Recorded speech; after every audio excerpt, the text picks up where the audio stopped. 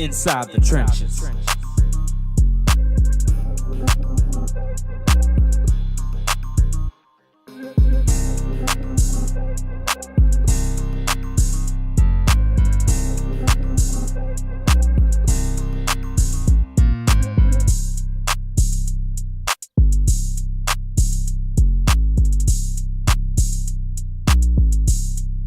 Dentro de las trincheras.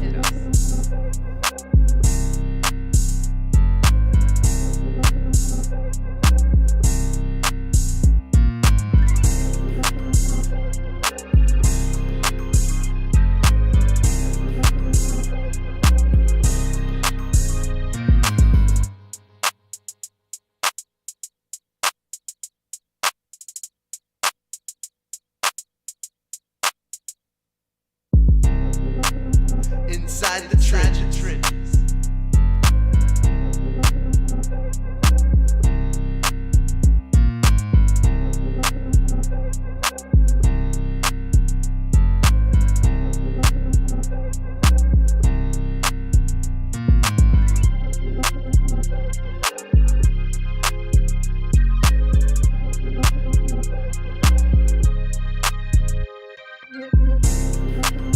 Inside the trenches.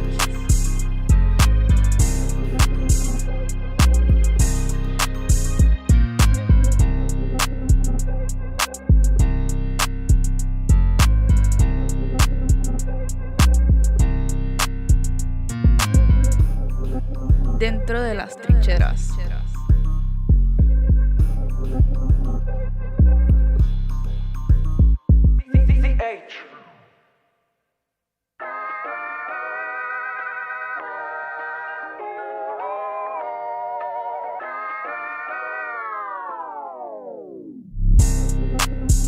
Inside the trenches.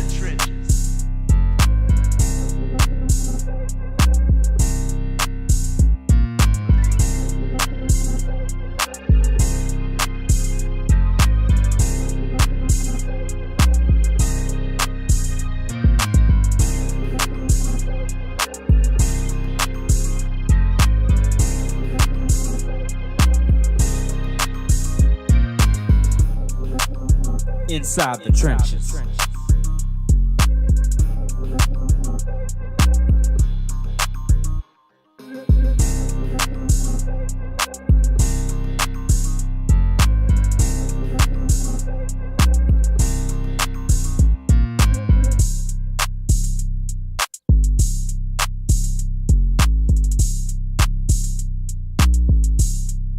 Dentro de las trincheras.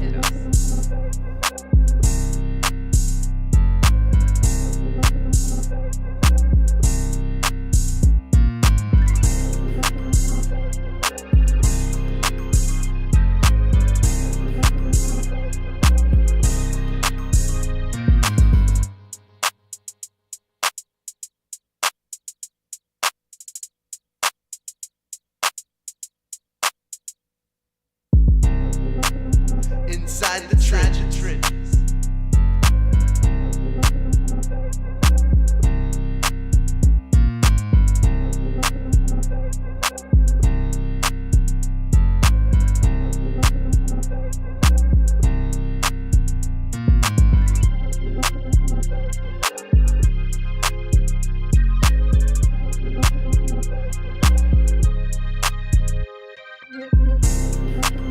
Inside the trenches.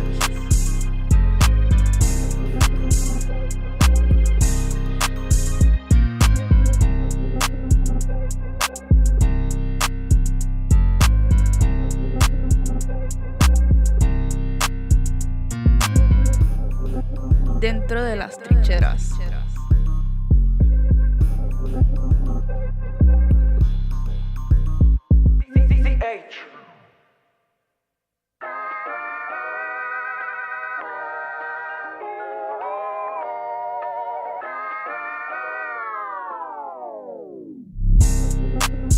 Inside the trenches.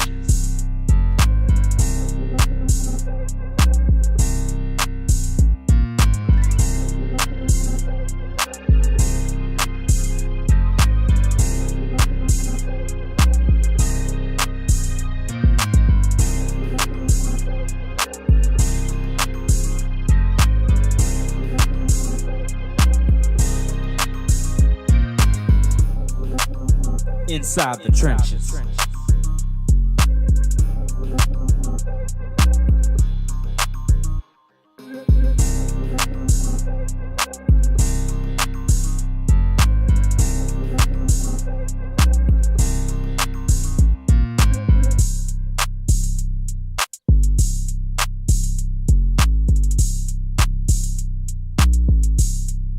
Dentro de las trincheras.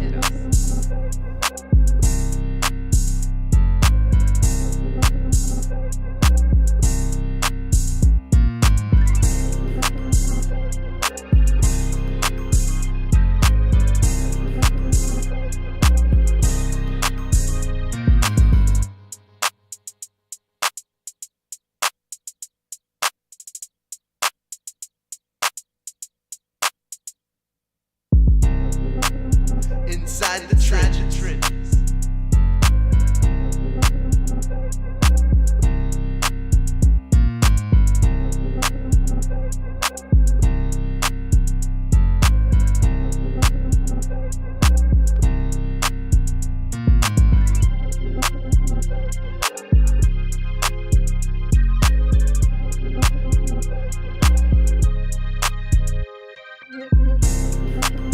Inside the trenches.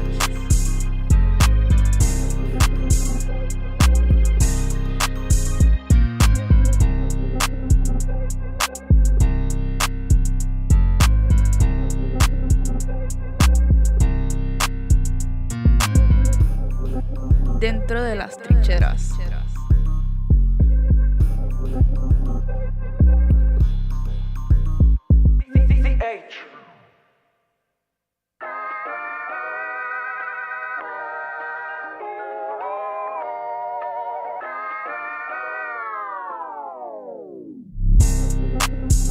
Inside the trenches.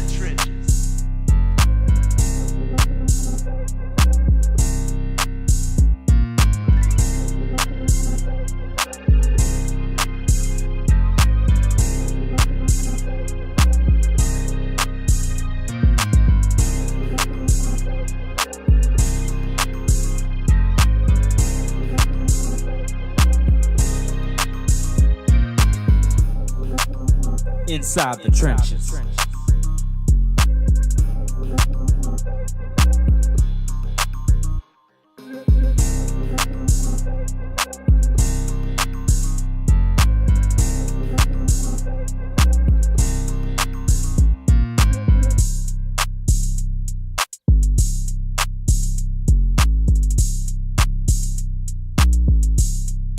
Dentro de las trincheras.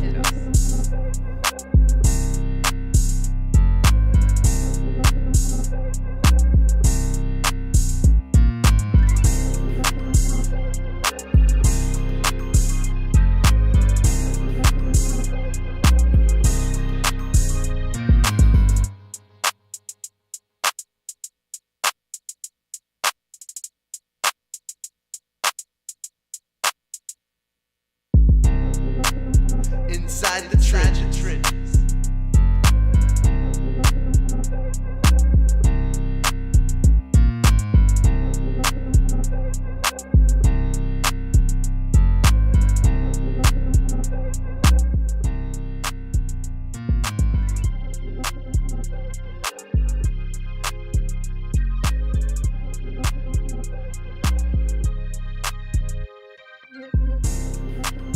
Inside the trenches.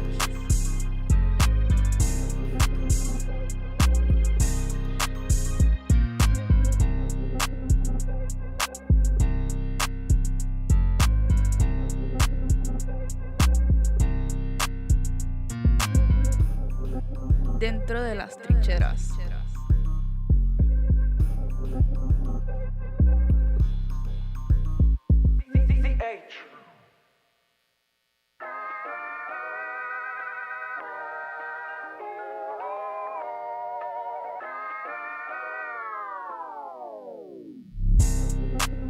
Inside the trenches.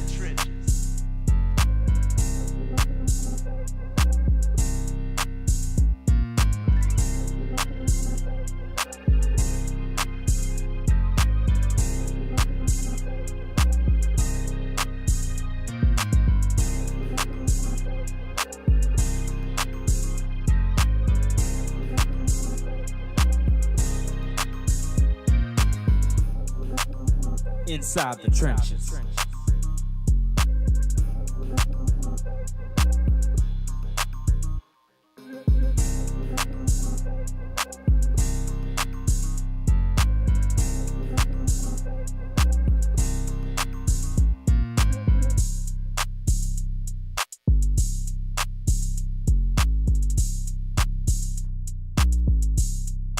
Dentro de las trincheras.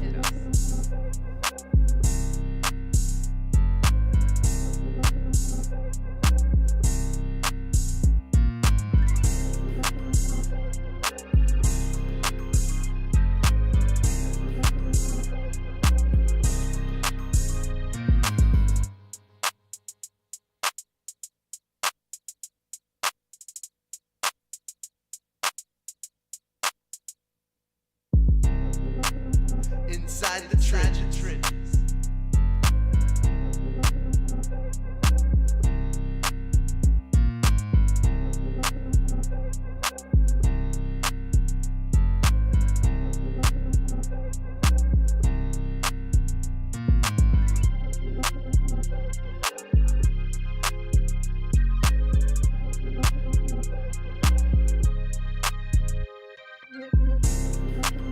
Inside the trenches.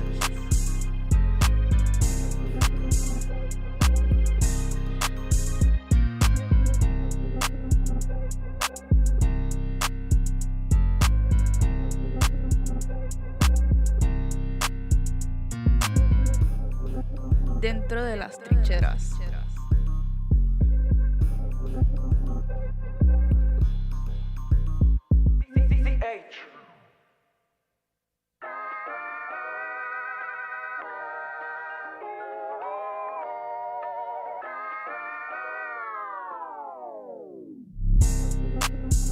Inside the trenches.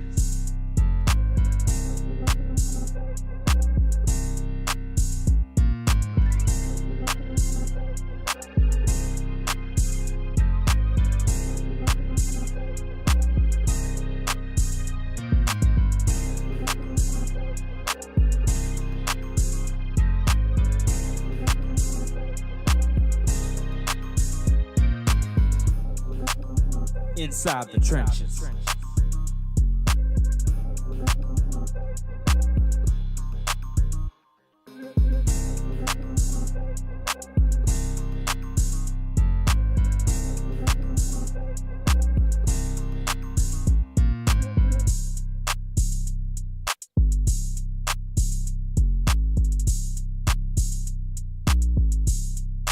Dentro de las trincheras.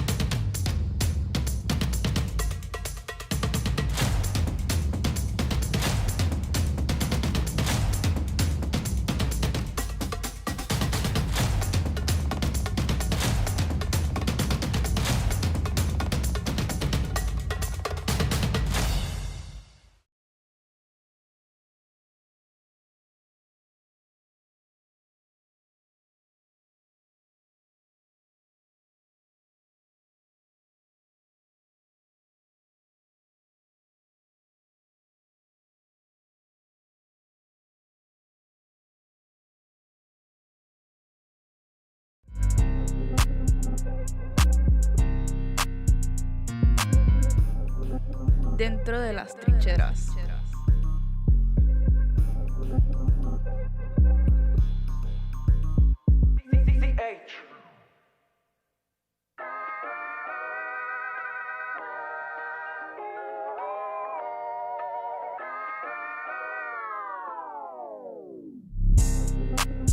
Inside the trenches.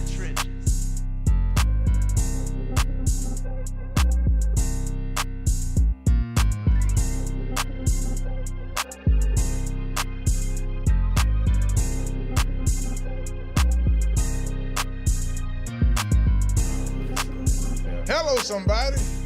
Welcome back to Inside the Trenches. It's your host, Marlon, Big Favorite, and thank y'all so much for joining us right here, as y'all do every week, every Monday, 6:30 p.m., every Monday, right here on ESPN Baton Rouge's YouTube channel. Much more excitement this week, fellas. I ain't going in front, baby. It's much more excitement this week because we got some dubs. We still excited about, just for the month of December, Coach Lane Kiffin coming in to be LSU's head coach. Everything that's around that. Coach Frank Wilson getting ready to coach a bowl game against Houston. You're looking at a guy who's coached in Texas and in Louisiana. So Just all the recruits, all the people that he's dealt with. So much still about LSU as well. We may touch on that in the second segment, just like key players. And obviously they had a lot of guys that jumped into the transfer portal, things of that nature. But before we get into all the good sports topics, there was a Heisman Trophy winner this weekend. Can't wait to hear from you guys about that. But we want to take this time to thank our sponsors. Get Gordon and get it done. Shouts out to Get Gordon, Gordon McKernan, injury attorneys. Big ups to them, y'all. We had our annual Christmas party this weekend. I'm going to say this is my second stint working with the company. Of course, my first stint was in college. That was like my summer job at LSU. But let me tell y'all something. Gordon does it big, brother. When I say he does it big, he does it big. Definitely gift the entire staff. Showed us a great time at the Court of Tables out in Baton Rouge off of Burbank. Just a really nice event, really nice time. So big ups to our sponsor, Gordon McKernan, injury attorneys. Remember, 504-800-8888. If y'all know anybody who's gotten a car accident, if you know anybody who had any personal injuries at their work, feel free to hit them up and make sure you let them know that you heard about them right here on Inside the Trenches. And it's almost here, fellas. We got this week. The kids are all school. Next week is Christmas, if I'm not mistaken. Yeah, next week is Christmas. So next Thursday, if I'm not, that time flying, clip his wings. It's Christmas time, so Merry Christmas to everybody out there.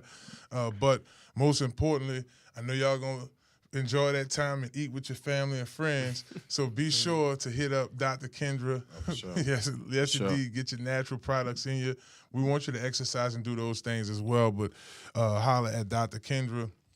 You can go to stillbody.org, Health Nut System.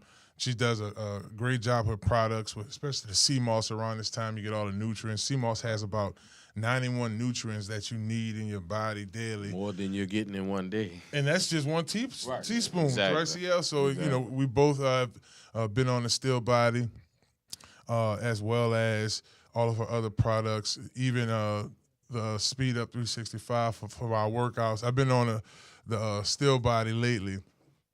Because I've been getting back into the gym, just hitting a little bit more weight. It's hard for me not to even smile when I think about the sea moss, and it kind of just goes along with your day. You get it in the morning, and then you go throughout your day with honestly a boost of energy. Yeah, man.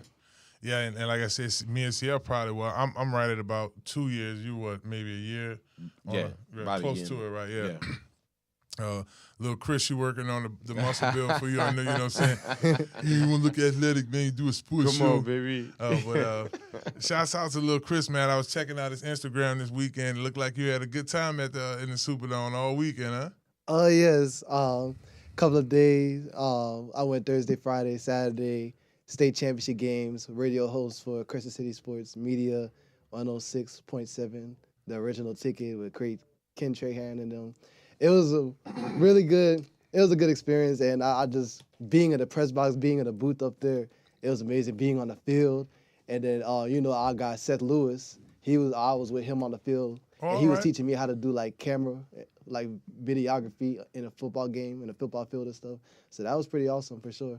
Yeah, and I heard him on the radio. I heard you on the radio. You and VK Jones. Y'all were talking about. Y'all was just in the dome, just talking about the games going on. So that was cool. VK's a friend of the show as well. We go back a long way, so I'm glad y'all enjoyed yourself.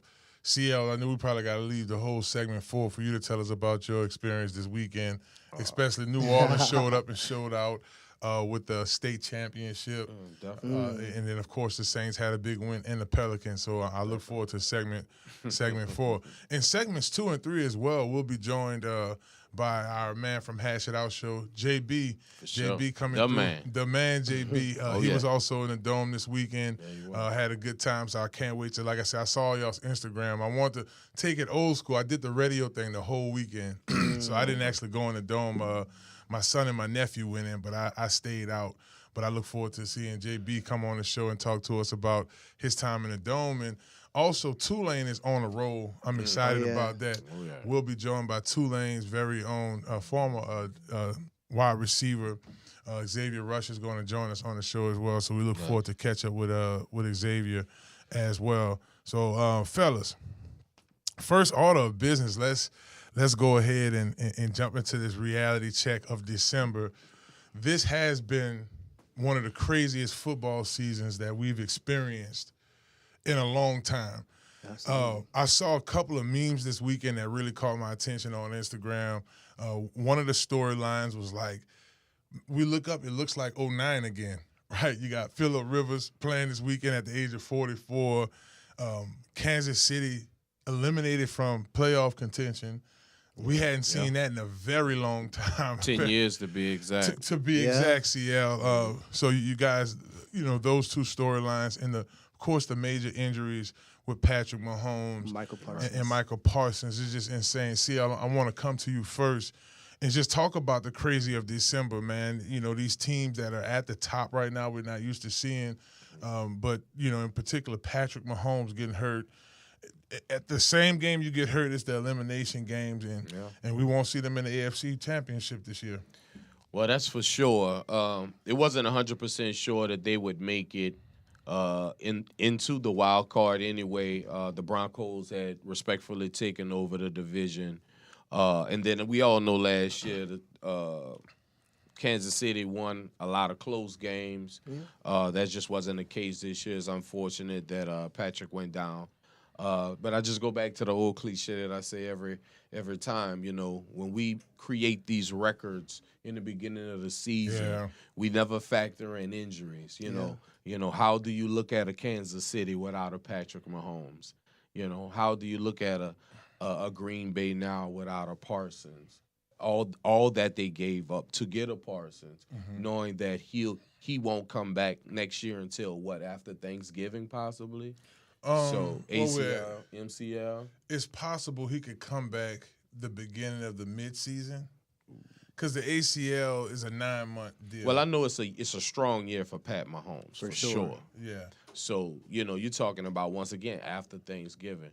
So and not to even start any rumors. Is that a play for Aaron Rodgers to be able to come in and play in Kansas City and just for that time until Patrick comes back? But I won't go there. He's already looking to next year. I'm definitely. Chris, I'll come to you next.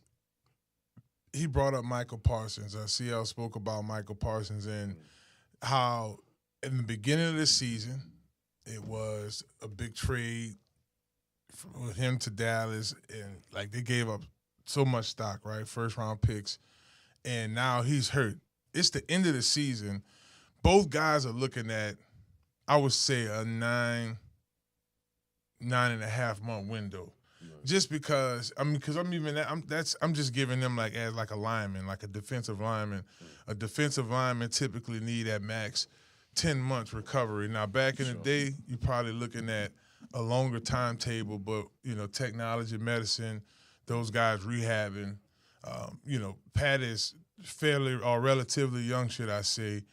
Same thing as Michael Parsons. But, to your point, CL, you won't see any of these guys this offseason. More than likely, you won't see any of these guys at the beginning of the season. But how big that is for Green Bay, especially as, you look towards where they're finishing this season off and then going into next season losing a guy like Michael Parsons. I mean, it is a huge loss. I mean, he has been their best defensive player all year long.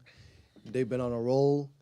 It's very unfortunate that he suffered that injury. And especially the worst part about it is at the end of the season where they're on a push to make the playoffs and stuff and even try to win their division. So it's tough blow for a Super Bowl contending championship team.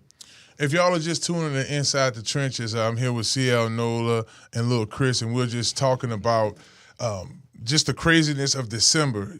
You look at the Heisman race at the beginning of the year. You had the likeness of, and you could go back to our old shows. Yeah. We're talking about Klubnik, Garrett Nussmeier, DJ Lagaway, Archman, Sellers, yeah. The list goes on. Yeah, I lost it. We all did. And now the picture looked totally different. You had guys like Jeremiah Smith mentioned.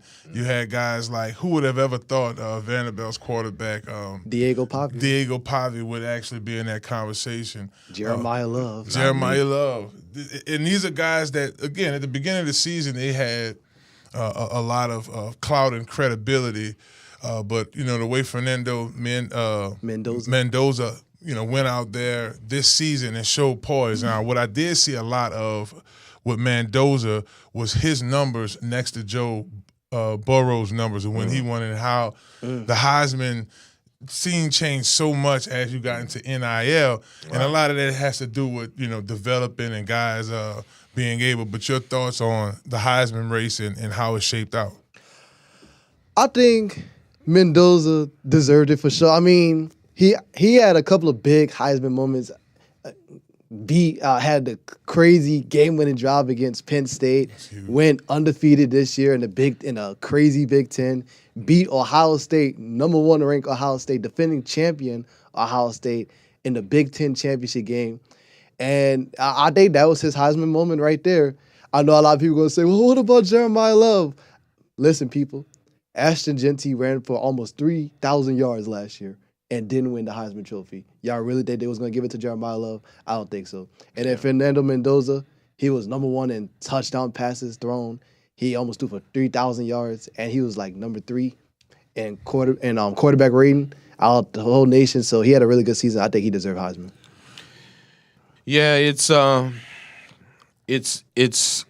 quite disappointing to me, gentlemen, to be honest, to be quite frank. I think we're too much focused on the Heisman being a quarterback award. Me personally, I think Jeremiah Smith from Ohio State could have had a lot of strong runnings for the Heisman, because the Heisman is supposed to be the best player in college football. And it's not the best quarterback. It's not the best quarterback that had the best record or the best impact on the team. It's about the best player in college football. And if you want to talk about love, we can have that conversation as well. But I thought that, they just kind of pushed it. And not to take anything away from this young man, because it's a tremendous honor, and I would never want to take anything away from him. But I think we need to revisit what the actual award means and to who. Because I believe that the Heisman is supposed to be about the best player in football, and they've fallen short from that in the last few years. I can't imagine, to CL's point, it is a heavy political award too. Yes, typically, your quarterback have the ratings higher. Typically, the quarterback is the knight in shining armor of the team. So you do have to give, when we go old school, guys like Warren Sapp being able to, and even recently. With Devontae Smith, Slim Reaper. Even a Charles Woodson. Woodson. Because that's the best player in college football. See? It wasn't about a quarterback position. And I get it. There's other awards. Of course, the Doak Walker Award is for the best running back. Yeah. And, so we know there's other awards that is targeted for certain positions. But I do believe the Heisman is about, because there were years that we went back, the Heisman was always running backs at some point in time. And even though we had special running backs like a Barry Sanders, Adrian Peterson, like a Adrian Peterson, like a great Marcus Allen. Yeah. So, I don't want to get on my soapbox, but I think we need to relook at that as far as college football goes, because we are in the NIL years, and if we've let that change, then maybe this is something that we can revisit. Well, I think too, this is also a product.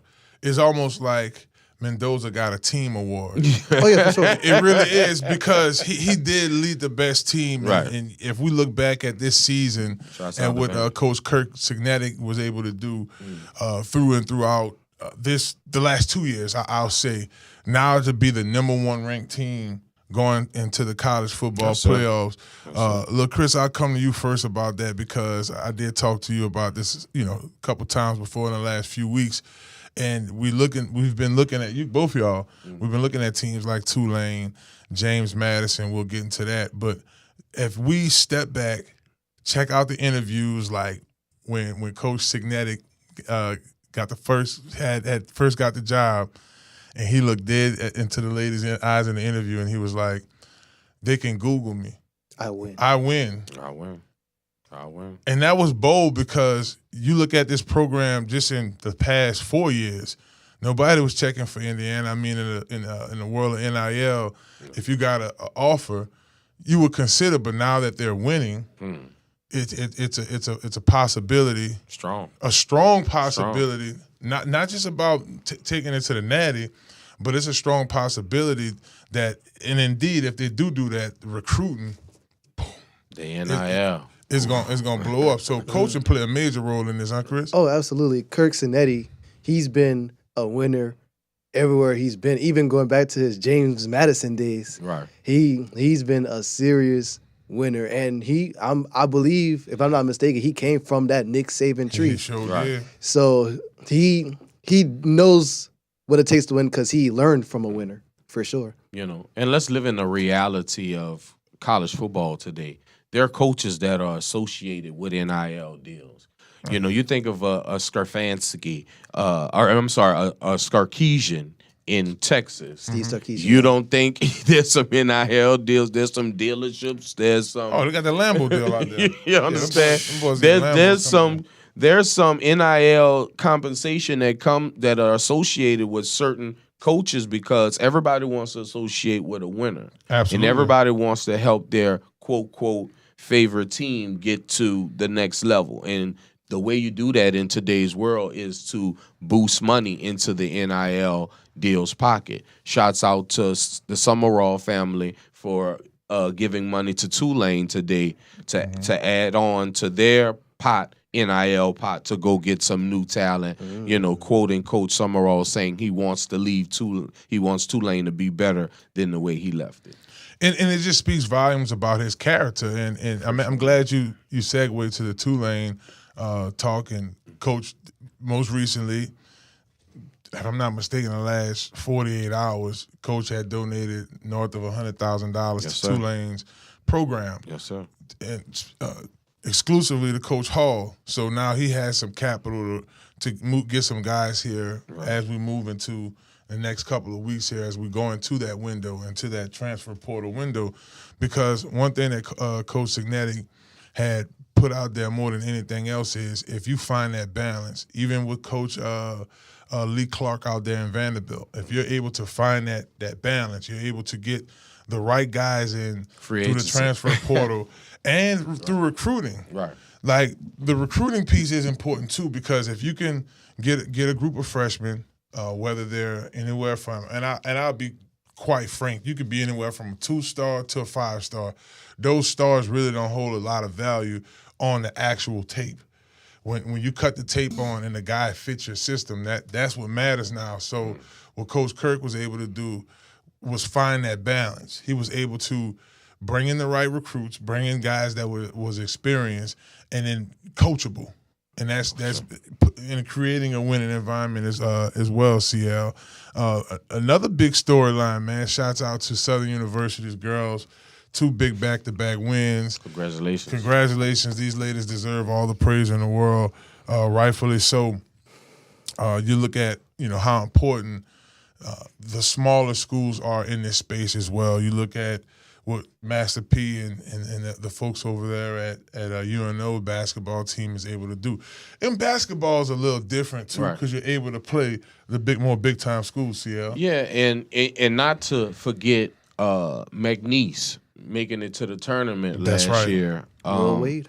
Definitely, we want to give them shots out, and we're not known, Louisiana, that is, for our basketball prowess. Obviously, we have players, we have stars, we have talent, but we are to be mentioned when it comes to basketball because we recognize there is a movement going on in the Louisiana area. Obviously, you're saying with P being with UNO, and then obviously the girls at Southern is doing something. I'm sure it helps the move with obviously Marshall Falk coming in as the head coach. You know, it's just, this is that time of recruiting. This is that time of building up momentum going into the bowl season. It's good. It's good energy too in those areas, right? Southern took on Houston. We about to play them, beat them on the road 70-62, and then they also took on Arizona, Power 4 school, beat them 63-57. So Coach Marshall Falk coming into Southern University now, Coach Lane Kiffin over here at LSU. Yes, all that's, we call it the quad, the yard. That's right there. It's all bubbling. It's all within that Baton Rouge area, so that is huge. Chris, so biggest moment this weekend, man, from in the Dome, brother. I mean, I know we talked about you being at the Saints game and also watching your team, your old alma mater, take on Carr, and yeah. We're gonna talk about that a little later. Of course, JB's gonna join us, but what's some of the highlights from the weekend in the Dome? Watching the Saints get a victory for sure. Saw Cam, I saw Cam Joy outside the Dome, but I saw Tracy Porter in the Dome, and I saw Ed Ogeron at the Dome. That was pretty. Yeah, that was pretty. I guess he was there for recruiting purposes and stuff, so that was pretty cool. And of course, being on the field and being in the press box, that was pretty cool as well. So I think, and shout out to Shaw, they won the state championship. I mean, no, they lost. They lost. My We're bad. gonna talk about that. Yeah, they lost. It was. Listen, they almost won. They almost did. won. And look, if you watch that game to the last 35 seconds, it was crazy. You would have thought. It was crazy. So yeah, we definitely gonna get into that next segment. CL, brother, I know you was in the Dome at some point. I was out in the streets for the St. Augustine Carr game and the Shaw St. Charles Catholic as well. Any high school games this weekend? I had to show up for the Carr St. Aug situation. Obviously, I went to Carr for a couple of years before I ended up graduating from O'Para Walker. As well as Coach Valdez, the head coach of St. Aug. So it was definitely, and obviously I've been knowing the coaches I went to school with the coaches at Carr, to be honest with you. So, of course, T. Howard, possibly one of the greatest defensive coordinators in high school football, actually pitching a shutout that game. The defensive pitching a shutout that game. And, coaches like Edward Dillon, on the staff, I know Bryce gets a lot of credit and do and definitely rightfully so. It was just obviously for me, these are guys that I went to school with. I've celebrated championships with them before. It was love. It was like a big reunion, like it always is. I had a great time, obviously. But something about them Saints, though. Yeah, that was something about them Saints, though. Yeah, that was magical. I definitely want to dive into that game. And for me, just like I told you, I played the radio game this weekend. I listened to you guys on air with Crescent City Sports, the ticket. Great job, great job too, man. Thank y'all. Yeah. Great job. Yeah, it was cool night all weekend. The coach Willie Brooks, checked him out. I heard Coach Manali. So, checking those guys out, listening to the game was cool. Of course, I was going on Instagram, checking out those highlights. Probably one of the coolest listens for me this weekend. My little brother is Chad Jones. Not biologically, just like fam. Of course, me and his brother, rest in peace, my bro Raheem. But I had Chad on his visit, Chad Jones Sr. Okay. So, I had him on his visit, took him out to the city, and, of course, we signed him. So, to see his son ball out in the Dome, make a big interception, big ups to my homie from Next Training, too, Coach Nate, trained a lot of the kids at Carr and St. Aug, and I reposted his video where he had Chad working on his sprints, and, for a linebacker to catch full speed and make a big play like that in the Dome was huge. So, I was able to go back and watch that. He was moving. So, that was one of my favorite moments because it's like I'm like, oh, you know what I'm saying to them, like that's the fam, and to see him shine and get ready to go to the next level is cool. So big ups to Ed in the car. One more thing I want to mention too is Coach Bryce and his press conference after, and when he mentioned this was a win for both St. Aug and Carr. You know, these young black brothers in the street who could be in the street, but they're not in the street. They're out here earning scholarships and creating a bright future. So I thought that he's highlighting that two good teams was huge, man. So we'll talk more about that here in the next segment.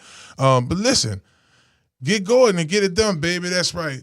Holla at Gordon McKernan Injury Attorneys. They're now here in the New Orleans area. Doing a great job and really getting involved in the community. This past week, we passed out 100-some-odd bikes right here in the New Orleans area to be a part of it. CL came out there as well to help with the giveaway and to see the families and the young kids get the bikes. And some of the parents had to come get the bikes for the kids, and they're going to be able to get the bike on Christmas Day. So it just felt like I was listening to Stevie Wonder someday at Christmas, you know what I'm saying? The whole time I was out there, and it was a good feeling. So big ups to the Gordon McKernan Injury Attorneys, and shouts out to the whole team, man. Y'all did a wonderful job, not only across here in the 504, but across the state. And remember, if y'all need a solid team, a solid group of injury attorneys, hit them up at 504-800-8888. Y'all don't go nowhere, baby. We'll be right back here, and we'll be joined by Jarryd Boyd of the Hash It Out Show. He was in the dome with our homie Lil Chris as well. Yeah, he was definitely on that field. We got a chance to chop it up on the field. He got all the insight. You better believe it. He has a lot of insight about the game, so he's going to be joining us. And big shout out once again to the Gordon McKernan Injury Attorneys. We'll be right back here on Inside the Trenches on ESPN Baton Rouge. Watch out there now.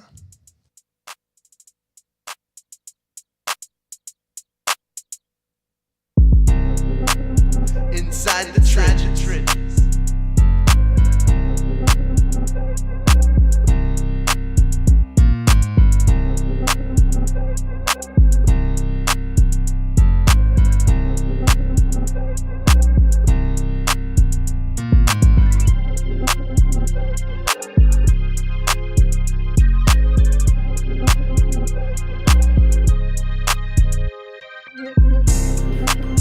Inside the trenches.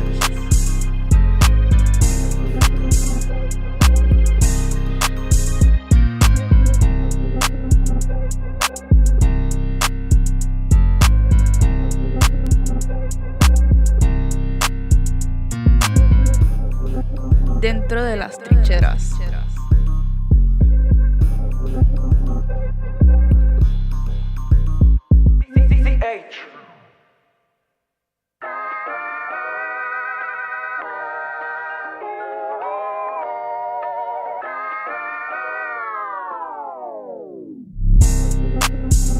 Inside the trenches.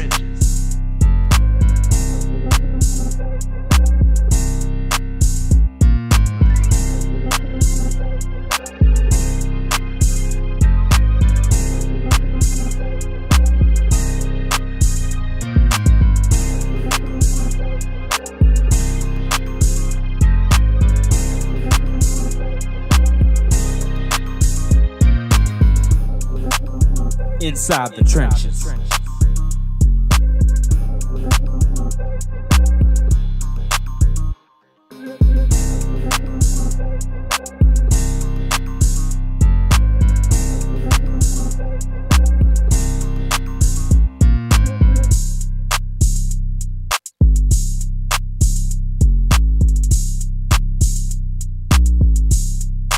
Dentro de las trincheras.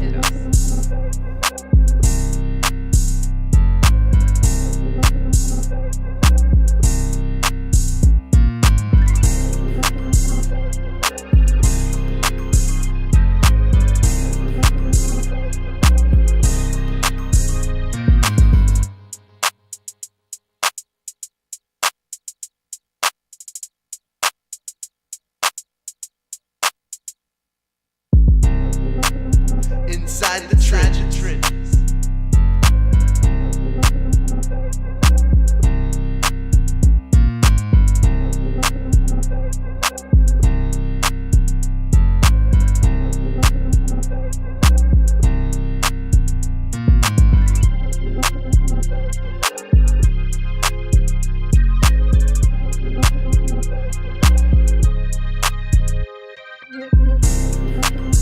Inside the trenches.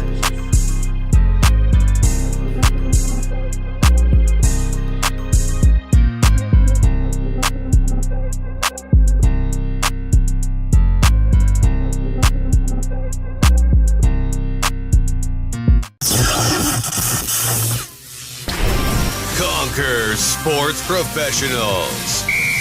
Hey you, what's up? My name is Marlon Big Favorite, Super Bowl champion and national champion. And here are the top 5 ways to stand out for college recruits. Number 1, explosive first 15 seconds on your highlight film. Listen, attention spans are short nowadays. You got to be able to catch their attention right away. So that big hit, make sure it's at the top of that tape. Number 2, consistent game stats. Each week, have your stats updated. If you had 4 tackles for loss and a sack, you need to make sure that's upgraded on your social media. Number 3, strong GPA plus test scores equals college scholarships. Gives you more opportunities.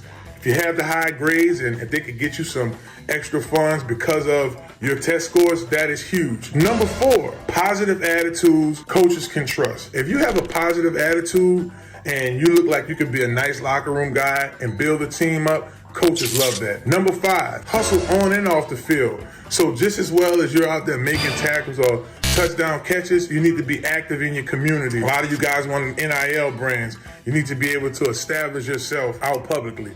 And that's definitely key, baby. So look, if you're serious about being recruited, go to csportspros.com if you want help getting a football scholarship. Hello. Conquer Sports Professionals.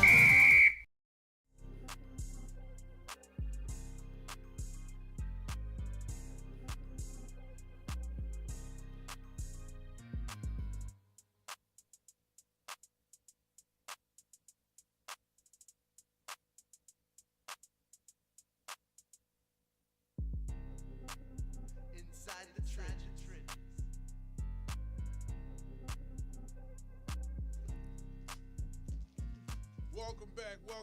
Welcome back, baby. It's Inside the Trenches. It's your host, Marlon, Big Favorite, and we're live back here at the Loyola Studios right here in beautiful New Orleans, Louisiana. Happy holidays to everybody out there. Hope everybody's having a Merry Christmas, and they're going to have a Happy New Year. That's old school right there. They don't know about that old school TLC right there, baby. I would say Mariah Carey, but I don't have no hot tea in here. But anyway, we want to take this time to give a big shout out to Health Nut System. Sure. Big ups to Dr. Kendra Andrews for all that she does for the show. Remember, y'all got to check out their great products at stillbodyorg.com. Again, it's stillbody.org. I said .org.com, but it's .org. Shouts out to the Monday Brain, but definitely check those products out. We talked about the CMOS, the Speed Up 365, the Still Body tablets, all natural, good products for you.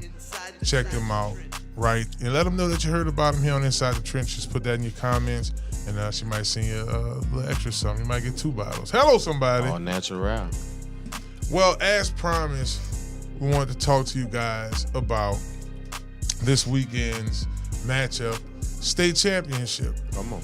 Louisiana has been consistently having teams like Etna Carr, having teams like St. Aug, Ruston. We could go down a list of teams who've played exceptionally well. Carr was ranked nationally, and you just got to be proud of what was going on this weekend. Well, somebody that had a front seat to it all right there on the sideline this weekend in the super front seat in the dome this weekend is our friend of the show, Sure. JB of the Hash It Out Show. Welcome back to the show, my brother JB. Good to be back, fellas. Yes. Welcome. So let's start off a little light for our fans. All right. Let's start off a little light. Maybe talk a little bit of maybe some of the Thursday matchups this weekend that stood out and talk about some of the champions. All right. Oh, me, all right. Yeah. My fault. So, Good, man. It was a rough weekend. Hey, man, we're going to get to the part. I got you. So Thursday started off Haynesville versus Mangum, and I thought that was the right game to start the weekend off because we got Haynesville, a perennial power in Class 1A, and there's Mangum, who has an explosive offense. So I thought we were getting a battle between two great teams, but it just so happened that Haynesville was able to get enough stops on that powerful, electric Mangum offense to get the win, and that was their 28th state title appearance, but championship number 18 for the Haynesville Golden Tornadoes. Now with LSU Sports Radio, we traveled to the Crusader twice this season, right? North between Lake Charles and Lafayette to the north, and one of the teams out there, we were in Kinder, Louisiana. Was Kinder in that district? Kinder was in that division. Division I meant 4 to say. non-select. Yes, I figured that. Yeah, because I saw that there. I'm like, man. I felt like because I saw like Kinder High School. And I'm like, oh, they got a little ball team around here, and I saw they was in the playoffs. Think they might have lost in the semis or what have you. Yes. Yeah, I'm old school. I'm still thinking about 9-4-8. Those type of know, things. right? Yeah, y'all. That's why you here, baby. 'Cause I'm still 9-4-8 brain. Yes, indeed. Brother, you did have a super front seat. Maybe it's my pleasure to always have you here. Definitely. But only you could explain the situation, the Shaw ending game. And I think it would be most important for you to explain to our viewers what actually happened at the end of the show. All right, I'm going to try to get it all in quickly because it's a lot, man. It's a Come lot. on. But Shaw got the ball with 35 seconds left off of an onside kick from St. Charles Catholic. They're up 21-20. Shaw goes out, and also St. Charles Catholic has 2 timeouts. So 2 timeouts, 35 seconds, what can they do? Nothing, right? Right. All right, so the game pretty much in Shaw's hand, and Shaw on the sideline already celebrating.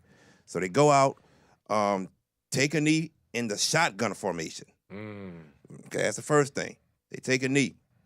The center, he looks to the left, then looks to his right, and then throws up his helmet to celebrate, right? And he's running towards the Shaw sideline. Referees ain't doing nothing. Coach Wayne Stein sees it and calls a timeout. Called the referees over and tells the referees, y'all supposed to throw a flag. Exactly. That's unsportsmanlike conduct. So the refs get together, have a discussion, then decide to throw the flag and give it a 15-yard unsportsmanlike penalty. So Coach Hank kind of didn't like that, but it's whatever. What nobody knew on the Shaw sideline was that they gave St. Charles Catholic back their timeout. Nobody knew that on the Shaw sideline. See, I didn't know that. And I wanted to ask that. I didn't know that. Because even on the board, they should had one timeout up on the main board. I figured that. I didn't know that. So when Shaw knelt it down on 3rd down, Coach Hank started celebrating, putting the 3 up because that's the 3rd state championship for Shaw. And they stopped and said timeout. And Coach Hank said, "What you mean timeout? He used his 2 timeouts." And then they said, "No, we gave it back to him." So he was upset about that. And then that's when you shake the punch shake happens, and then St. Charles goes on to win it. I talked to a few people, mainly coaches, on Saturday. They said that Coach Wayne Stein wasn't supposed to get that timeout back. Right. I talked to 2 officials that I know, and they sent me the their handbook about timeouts, and they said pending a penalty, he is supposed to get his timeout back. But I'm like, well, there wasn't a penalty pending. Because they didn't throw nothing. Exactly. Right. And I said the referees were not going to throw a flag because in their minds also game over and Shaw can start celebrating. But Coach Wayne Stein called that timeout. So now when you look at it, a loophole has now been open. And what I mean by that is somebody can have 2 timeouts with 40 seconds left. And a team can go out there and nail the ball and the whole team can start celebrating. And then the coach on the other sideline can be like, "Oh, timeout. Hey, they got helmets off and everything. That's a flag." And then you saying the refs can get together now and throw a flag, and you get your timeout back, and now you got a chance to get the ball back. Has LASH gave an official statement about what transpired in this Shaw game? Not yet. No statement yet. Okay, so all right.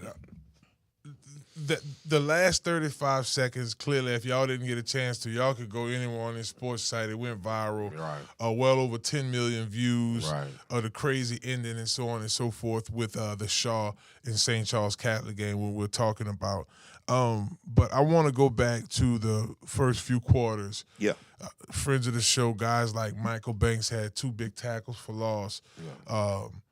They call him Red, but Alan Shaw, which the whole Shaw team came on here at one point, and the coaches. Right. Red had a pretty good game, toughed it out. Defensively, what Ryan Trey Carter had right at about 50. Well, I said 11. I said congratulations on 11 tackles in the game, bro. I know y'all lost, but he said, no, I had 15. 11 solo, 15 total. 11 solo, but 15 total, Yeah, so, I mean, it was a well-fought game. We know the St. Charles Catholic team has been fighting last week. The U-High game was big. Yeah. But, I mean, just throughout the bulk of the game, I mean, the 98% of the game, bro, talk to our listeners about it. Tell you what, very, very good ball game. Shaw defense came to play, and their offensive line dominated that game. They dominated. St. Charles was able to jump on them early with a good kickoff return, scoring early and then scoring late in the second quarter. But other than that, St. Charles Catholic had trouble moving the ball on Shaw. And Shaw was able to move the ball on St. Charles very slowly, but they were earning those first downs. It'd be a tough 3rd and 4, tough 3rd and 3. They were getting it. So they were dominating the ball. But that 80-yard drive for St. Charles Catholic at the end of the game, I was listening. That was very, very crucial and able to go down the field and get that done. And then the kicker missed the extra point. So all that happened. But to me, it was a very, very good ball game between 2 rivals. And, you know, it was great to see that from both sides of the ball defensively, because St. Charles got a good defense as well. It was a great ball game between 2 of them. It just hurts that what happened in that ball game, but it was a great ball game between 2 teams. You being, once again, having a super front row seat, you being on that sideline, did you see maybe some extra exertion from Shaw, possibly on defense, you know, thinking they've won twice, which allotted St. Charles Catholic to have that long drive? And one more question with that: how far was that field goal to end it? Okay, so no, did not see any extra exertion from Shaw's defense on that last drive. St. Charles just able to put together a good drive. I know there was one mistake from one of the DBs on that drive. It was a 3rd and 10, and they able to capitalize to get the first down. So I know that DB made a mistake. The defensive backs coach for Shaw was kind of hot about that. But for the game-winning field goal, 44 yards. That's a real field goal. Yeah, and he's a kicker that usually doesn't miss kicks at all. So when he missed the extra point, it was kind of shocking. Right. But he redeemed himself with that 44-yard field goal. So I kind of want to go back to the last 35 seconds. Okay. It probably seemed like an eternity in this game now that we're revisiting it. Yeah. It went viral, baby. The one time I don't go in the game. I just want to listen. So big ups once again to Ken Trahan and his staff. They did an excellent job. Like Deuce and Mike. Oh, for sure, for give sure. us a visual. For me, like you could. I like They're painting the picture. It's like for reading sure. the book, right? Yeah. Okay. I guess what could have maybe been done differently, if it could have been done differently, right? Because in Coach Hank and the staff's mind, they only have one timeout left. So when we nail it twice, they don't get that timeout. The celebration happened on the first down play. Correct. Was it anything on 2nd and 3rd down that could have transpired that could have changed the outcome? Or we thought, we don't need to run a play. We see the timeout the way it is. Well, it's a few things. Number one, if he knew that they gave him the timeout back, St. Charles Catholic, the timeout back, Coach Hank wouldn't have nailed the ball on 2nd and 3rd down. Right. He wouldn't have done that. Right. He automatically thought, okay, they use their timeouts. They got one left. That's it. No, they gave him a timeout back, which pretty much a total of 3 timeouts when you think about it. This is what I say in regards to Shaw now. You're nailing from the shotgun. So you catch it, and you take a step back, that's pretty much a 6-yard loss. So you did it 3 times, so that's 18 yards. Plus you had a 15-yard penalty. That's 33 yards. So imagine you go under center and take the knee. Okay, what, you lose 3 yards total? and the 15-yard penalty, all right, that field goal for St. Charles is not a 44-yard field goal. It's much, much further. Exactly. So that's what I disagree with Shaw, was to take a knee from shotgun instead of under center. Because you never know what can go wrong. And there's something that went wrong where you lost a total of 33 yards. Right, and then even the announcement. So, all right, the penalty happens on first down. Yeah. They call their what would have been second to last timeout. And they call the refs over there, hey, this happened. They quietly got their timeout back, and then because that's my question. So yeah. The reward or the reboot of the timeout, how was that explained, and how was that?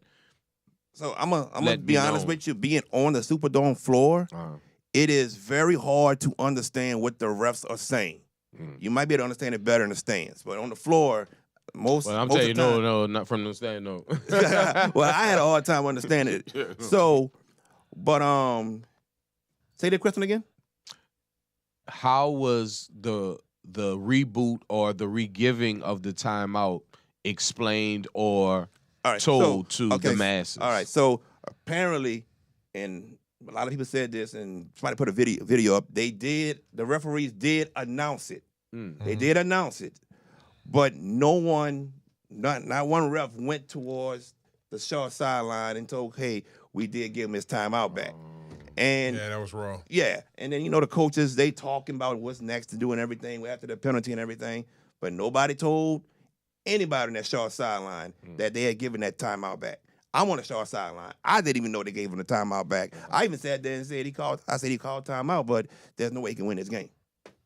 And they gave him the timeout back. Yeah, that's insane to me. I really, because seeing the highlights, going back and, seeing the shot on the sideline when it happened and the coaches, upset.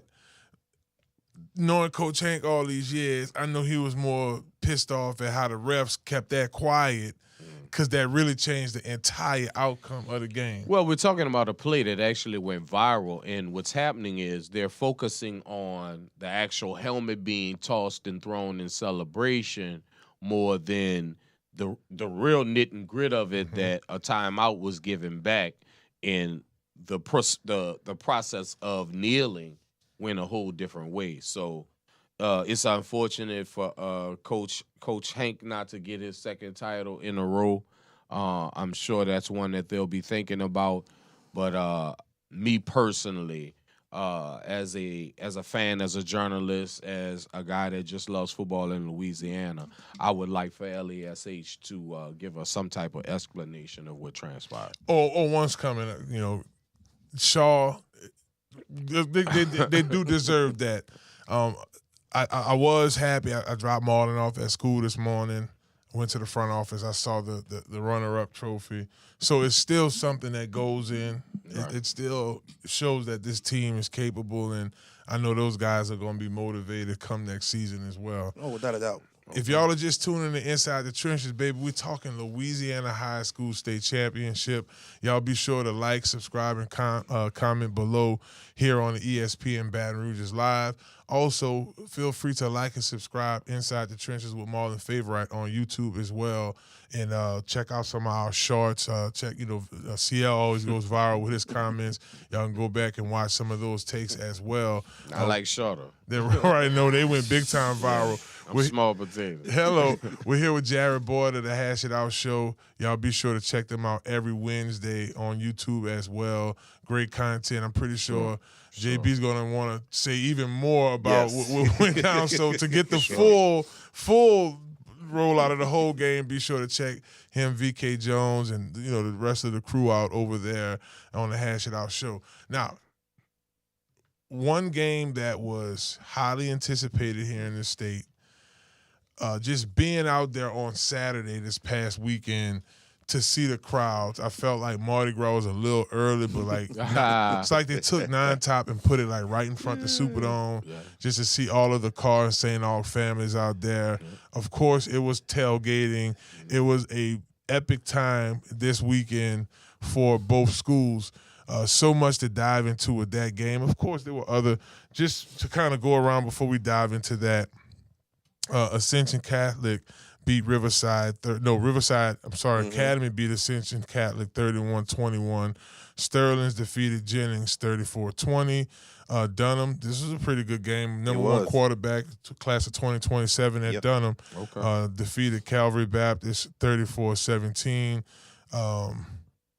Iowa and North DeSoto, they beat North DeSoto 50-43.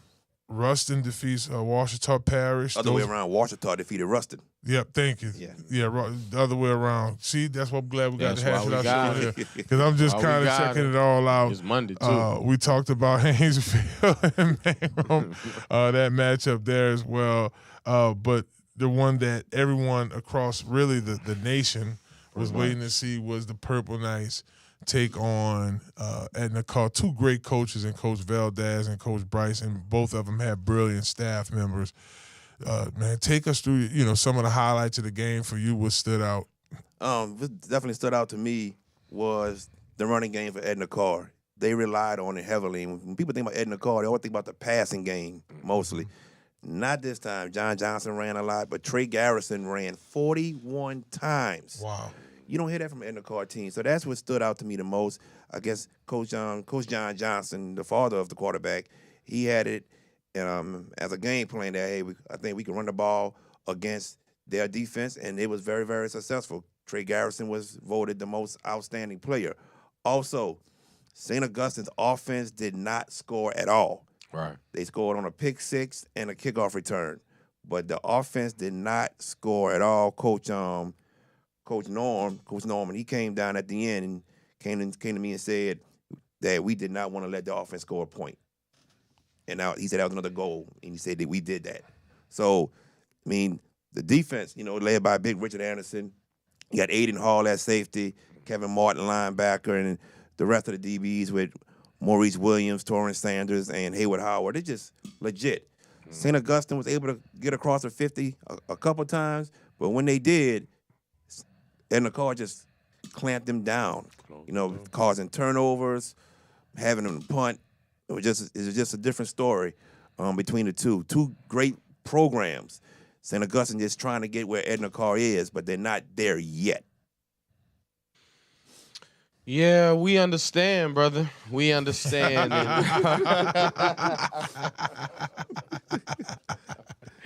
And it's not because I went to Carr and obviously little Chris went to St. Aug. It was a lot of banter through the week. Yes. It was as expected. Yes.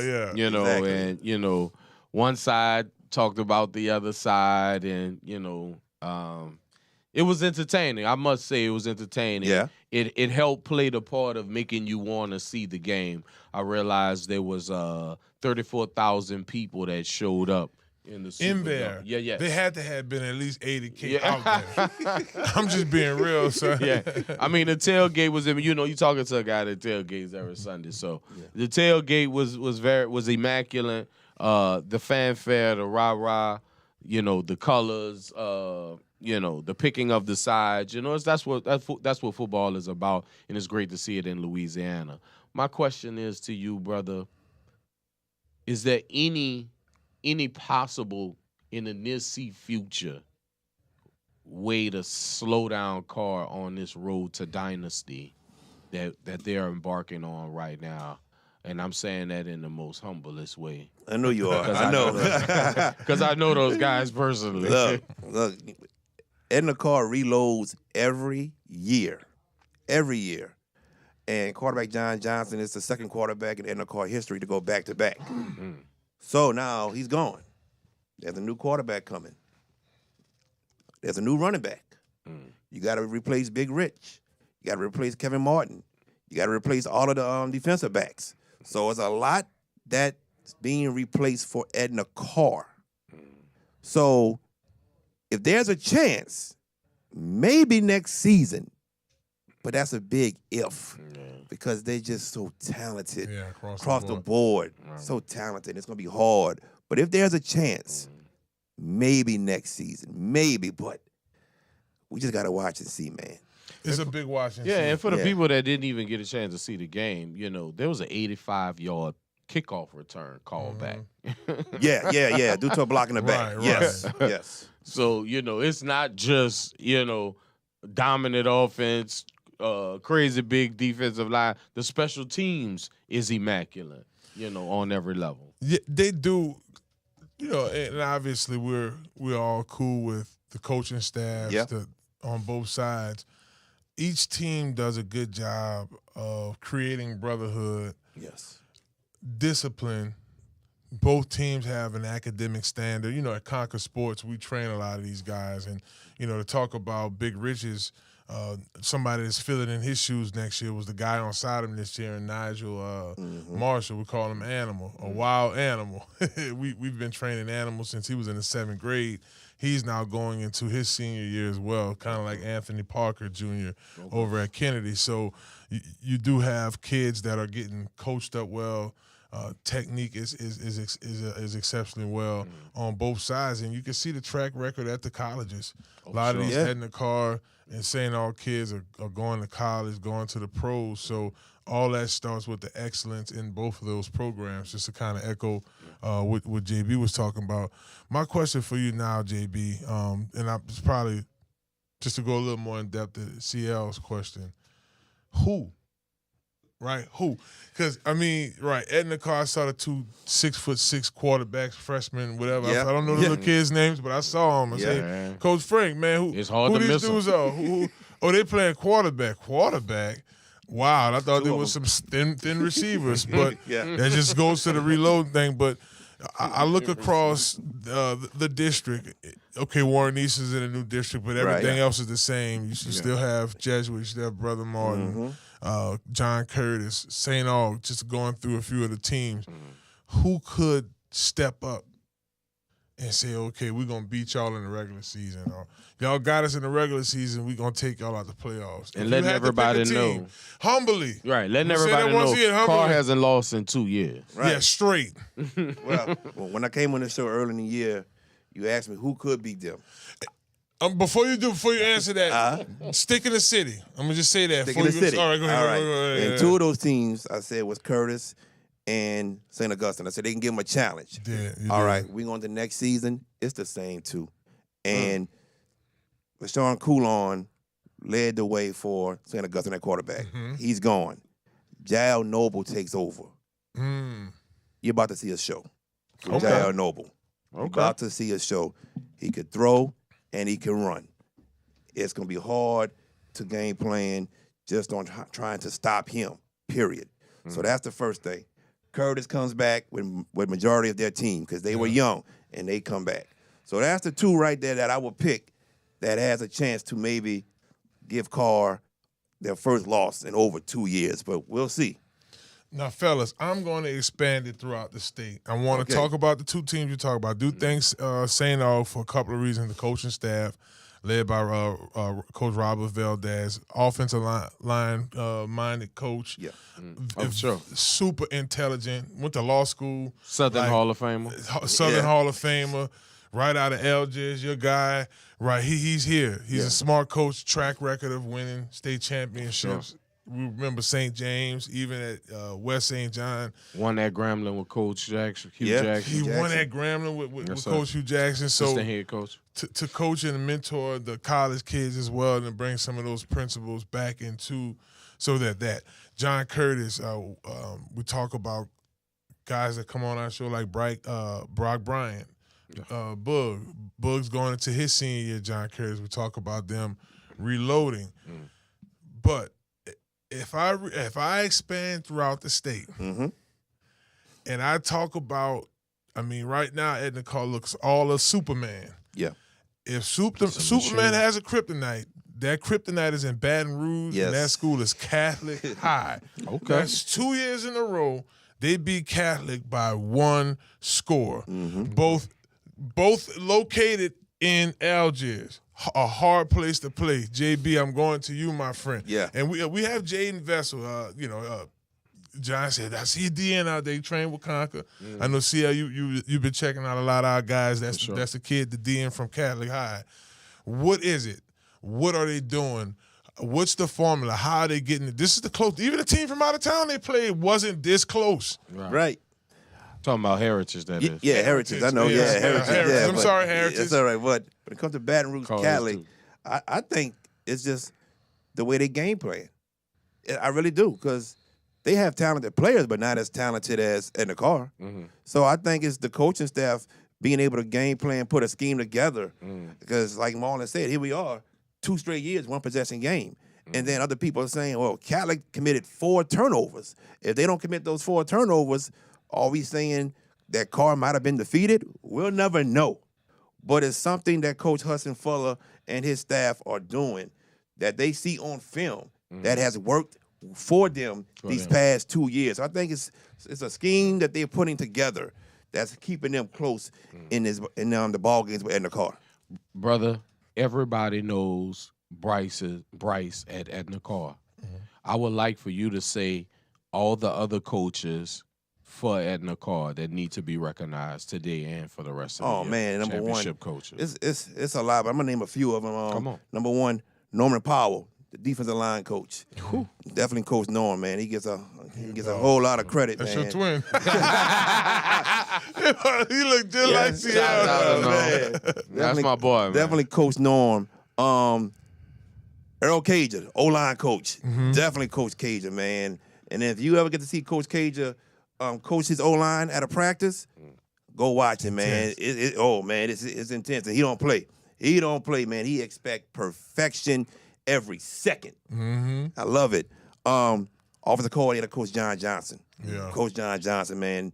The plays he put together, and then like this season, to have a mindset and say we might have to be run heavy this year to win, and it works. So that's the 3 for sure I'm a name, man. But that entire coaching staff all deserve credit for what they have done, not just this year and last year, but for many years. Right. Yeah, and assistant head coach and recruiting coordinator, Coach Frank Benoit. He's quietly him and Coach Pat, linebacker coach. You know, those guys really are mentors to these young men as well. So Let me say, that was big.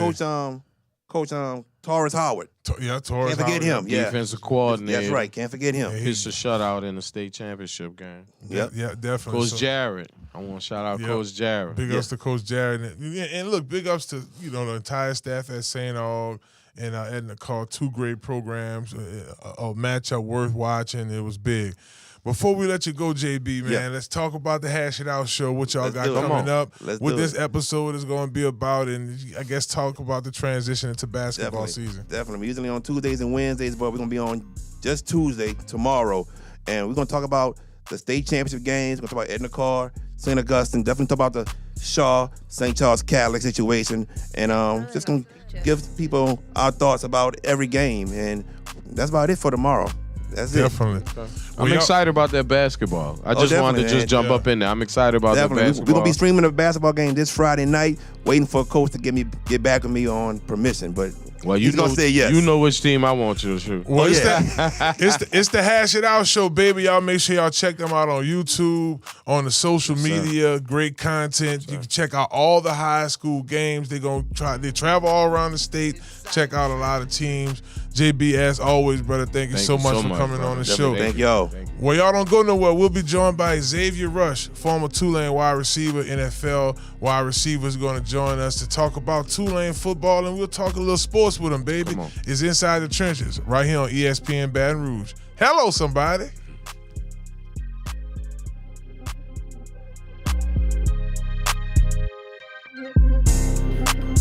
Inside the Trenches.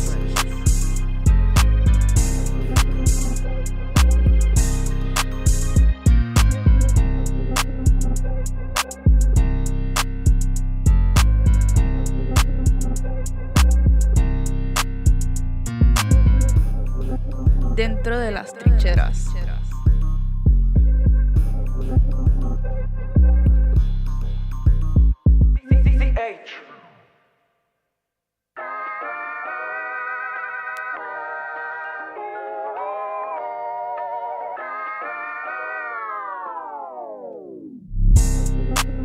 Inside the trenches.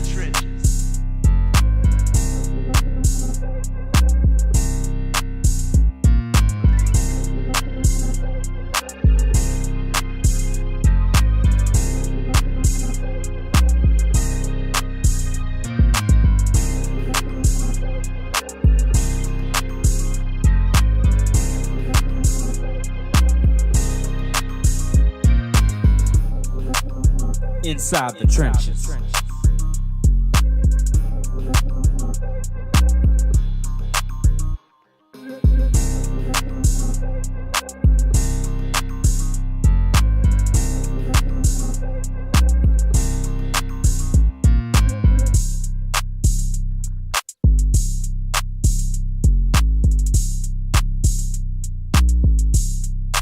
Dentro de las trincheras.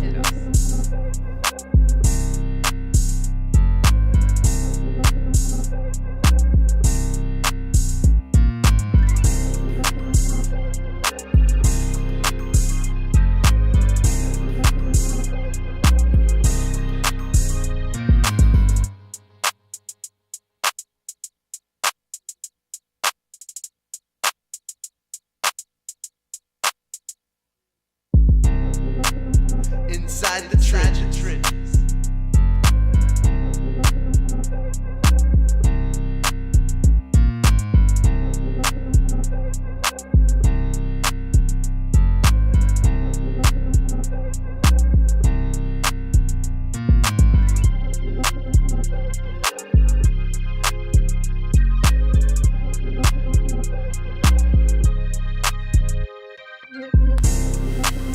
Inside the trenches.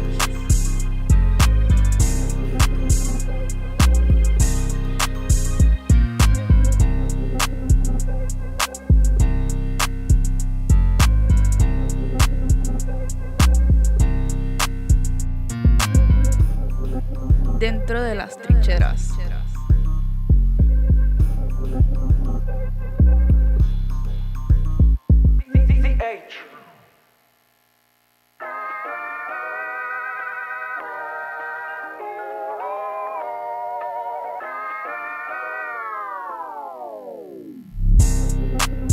Inside the trenches.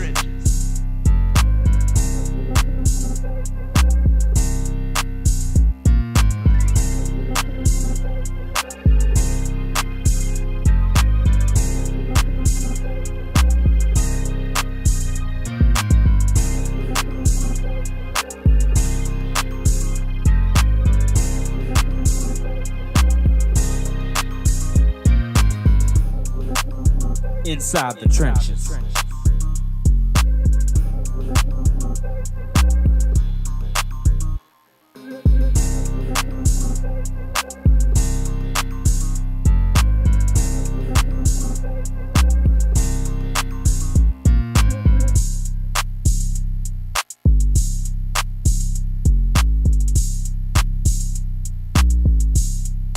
Dentro de las trincheras.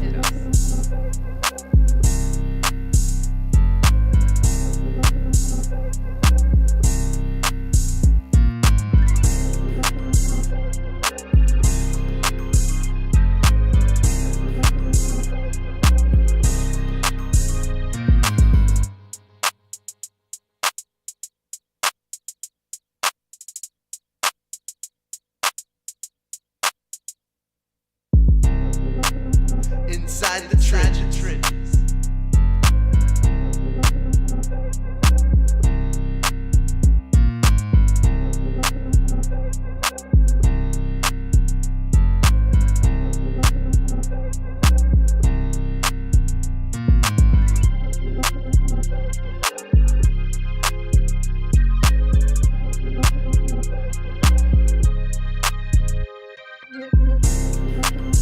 Inside the trenches.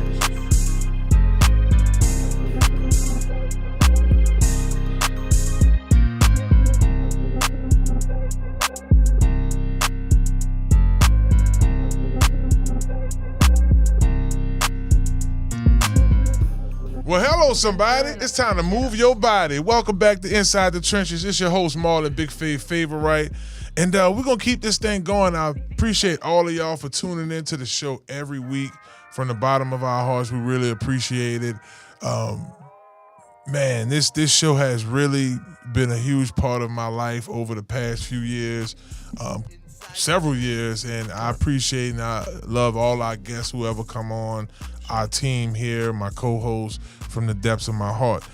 I also want to take this time to talk to all the ballers out there. If you're a junior in high school, a senior in high school. I'm talking to you in regards to recruiting. Visit csportspros.com, Conquer Sports, and what we're able to do is my team of experts are able to get your film, break it down, and legit help get you a college scholarship so you can ride for free. The NIL era, baby, that really matters. So visit csportspros.com about that. And listen, junior high kids all the way through really pro guys, you know, combines coming up, pro day, hit us up at csportspros.com, our expert of coaches. I'm even out there with the linemen. Get with us, train with the champions, put yourself in a position to where you can develop into an NIL baby. And most importantly, like Joe Burrow said the other day on TV, guys, he was like, man, I just love having a job that's basically a play job. It's a hobby. It's just something as a kid I did for fun, and now I get paid for it. So be sure to That's the goal. check it out. Well, speaking of ballers, speaking of guys Big who time. played college football, played a little bit of NFL football, and just so happened to be an author, baby. Back at the show again. Come on. My brother, my guy, Come on. Xavier Rush, former Tulane wide receiver, NFL wide receiver. Welcome him back to the show, baby. What's good? Welcome Glad back, to be brother. back. Welcome. Glad to be back. So I really like this. I do. I want to show this to our audience. Last time we were talking about fitness. You had your fitness book. And the mental health one. And the mental health one, which is huge. We talked about that last night at our NFLPA meeting. Now this is the nutrition alphabet. Right. I saw antioxidants in here, infused water. I'm just going through the alphabets backwards, just flipping through. Herbal tea, ginger. I see it, man. Okay. Fiber. I see the wheat pasta. Yeah. Talk to our viewers about the new kids book. Oh, well, it's a series, and that's the third one of the series. So like you said, the fitness alphabet, we have the mental health alphabet, and now we have the nutritional alphabet. And these are all components that we all need to enhance and be our whole selves. You know, you want to be your whole person. So nutrition is one of the main foundations of that. And I feel like as a people and as a culture, that's something we need to hone in on more, understand the history behind what we eat, why we eat it, and then understand what's good for our bodies. And when we put it in our body, what does it do to us? You know, what gives us energy? What flushes us out? What allows us to get mucus and sickness out of us? So why not teach the youngsters that at a young age, but also teach the parents while they read it to them? So it's like educating both generations at one time. Right. Now, of course, that's an exceptional way of attacking a problem that the community has. Obviously, you went to exceptional school at Tulane. Obviously, you're an exceptional athlete. But, brother, I want you to tell us about your exceptional transition from the field to a businessman as you are today. Well, I tell a lot of people when I tell my story, I give the respect and proper respect to the game of football or to the game of sports in general, because I look at sports as life. It's a microcosmic of life. So anything you want or any situation you will go through or see in life, I can compare it to some form of football. If it's from training, if it's from when you're on the field, when you're in life, you have a hiccup or something doesn't go your way. You've been planning to be successful at this interview the whole time, and all of a sudden you have a curveball come your way. In football, that's the same thing. If you're on the field and your quarterback throws an interception, do you sit there and suck, or do you make sure you tackle them so the problem don't get worse? And even when good things happen, it teaches you how to stay level-headed. You know, don't get too high, don't get too low, because life is a roller coaster itself. So something has to be steady. So that allows me to do that, but also to be the best at whatever I do. You know, I'm a kid from Mississippi. So it's already 1%, but it's another 1% or 1% to get to where I wanted to go. And my whole life, it was always told, oh, you should just go do this. Not many people make that. Go do this. Not people make it. But I was the type of person, I feel like whatever I did or whatever I touched, I wanted to win. I wanted to be the best. And I was so I go to NOLA Detox and do classes with them 3 times a week. And today we was talking about just doing everything the same way. Like, how you do one thing is how you do everything. People try to say, oh, I do this like this, I do that like this, but your innate natural ability is what you do just unconsciously. Right. And my wife and her family own a custodial commercial company called Crescent Building Services. And I'm getting into it more, trying to learn the ins and outs to help expand it, help get more contracts. But to get to know what it is, you have to do it, work it. So they do a lot. They do floors and things like that. So I'm learning the gist of everything. So the other night, there's a couple more guys working. And naturally, I'm trying to get my floor shinier than his floor. Mm-hmm. I'm trying to do more than he's doing. I'm trying to, if it's a whole floor, I'm trying to do more than half. And I'm trying to make it look better. And it wasn't on I'm better than you. It's just naturally, that's what my natural thinking was. Like, what technique, how can I be this efficient and mine look way better than yours? And I feel like football and sports in general has molded my natural critical thinking skills to be that. And it's taught me like I feel like I'm in the game of life, and every day it's like another play, another down, another day. Copy. If y'all just tuning in Inside the Trenches, y'all see me messing with my Get Gordon football and my Baller Bite chips. We have Xavier Rush on the show. Be sure to follow him. DNT, that's don't_rush_it on Instagram. You can order the links for the books and everything on there. Feel free to order the books. This is a really good. We're talking about the holidays. It's Christmas time. This is a really good stocking stuffer for your young kid or your little niece or nephew. Gift. Yeah, because I like the anime on it. Just the cover feels really smooth. The guy really built like this in real life. He hit them weights and stuff like that. But y'all be sure to check it out. Not at all. I want to talk. You said a lot just now about really giving free game to the current young athlete. Right, we do. To be good at football, you have to put a lot of time in it. You have to train hard. You have to be extra competitive to play at the level we played at, and that's just it.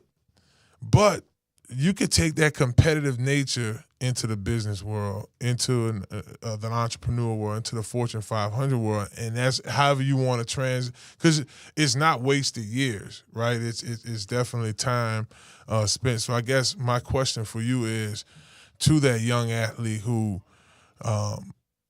like you and I got a lot in common. We don't have all accredited seasons that most guys have, but we do have opportunity because we kept going. What's your message to that player? If that's what you want to do, don't allow anybody else to tell you not to. Mm-hmm. Play until you know when it's time not to chase it, and allow it to mold you. Like we said, like every situation, every opportunity, you get it for a reason. Try to squeeze every ounce of that reason out of it. You know what I mean? Don't leave nothing.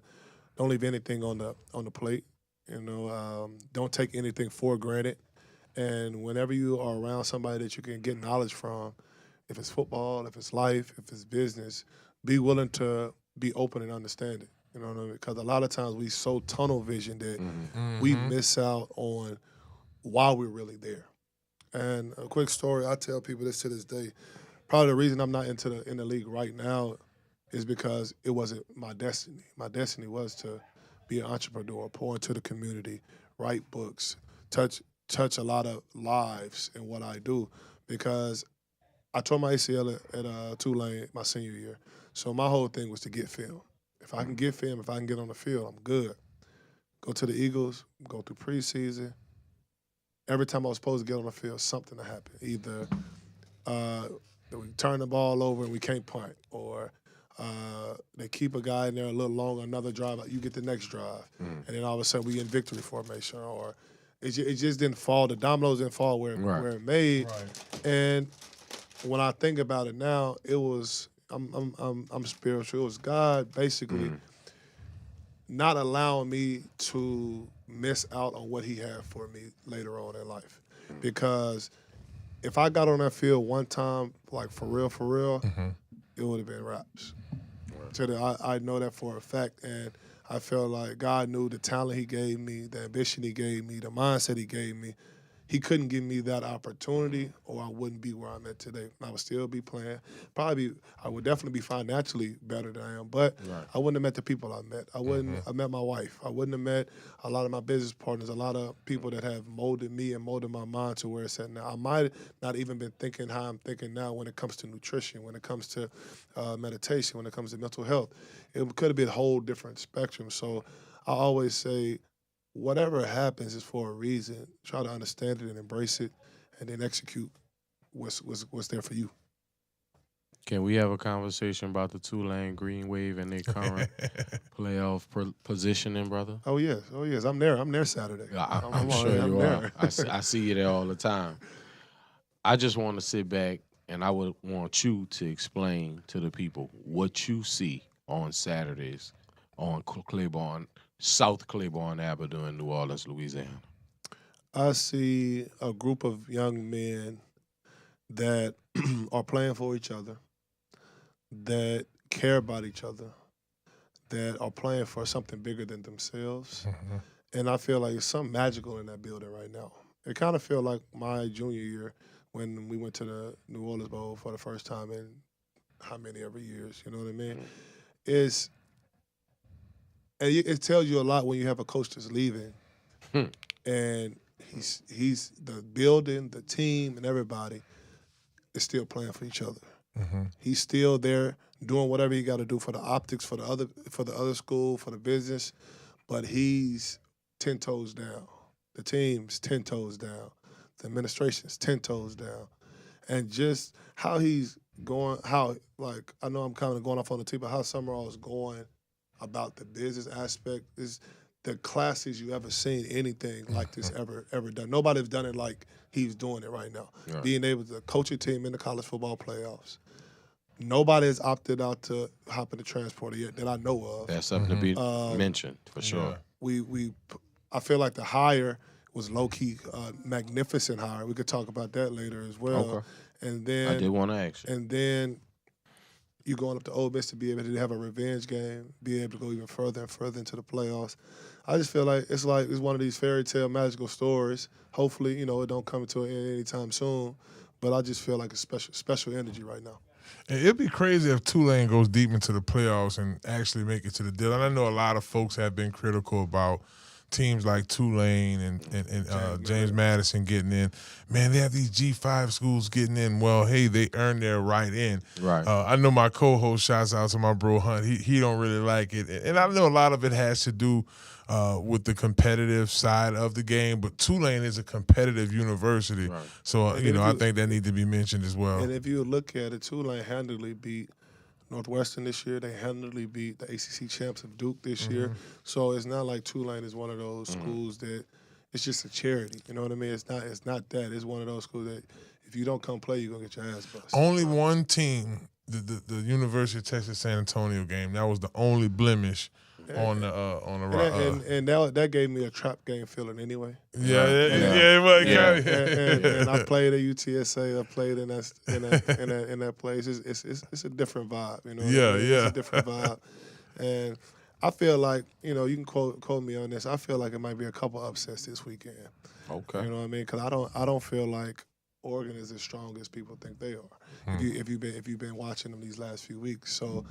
It's gonna be close. The game's gonna be closer than you think, in my opinion. I might be wrong, but in my opinion, just watching, I feel like it's gonna be some good games, and the G5 school is gonna represent respectfully. Well, I will say this: we did mention this earlier on the show.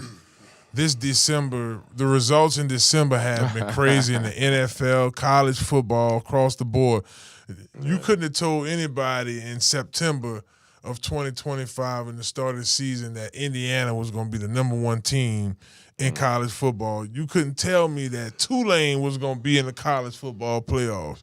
You couldn't tell me that LSU was going to be this bad this year. It's so much different things. I didn't think LSU was going to be as bad as they were, but Indiana didn't surprise me, and Tulane making it didn't surprise me because we got to just win. We got to win the conference. Right? Yeah. Right. I felt like we was going to win. The Tulane didn't surprise me either. I gambled a little bit. I put the futures bet in on Tulane winning the conference. Come on. All right, man. So that one is surprising. And then Indiana, Last year they came through. They got in the college football playoffs.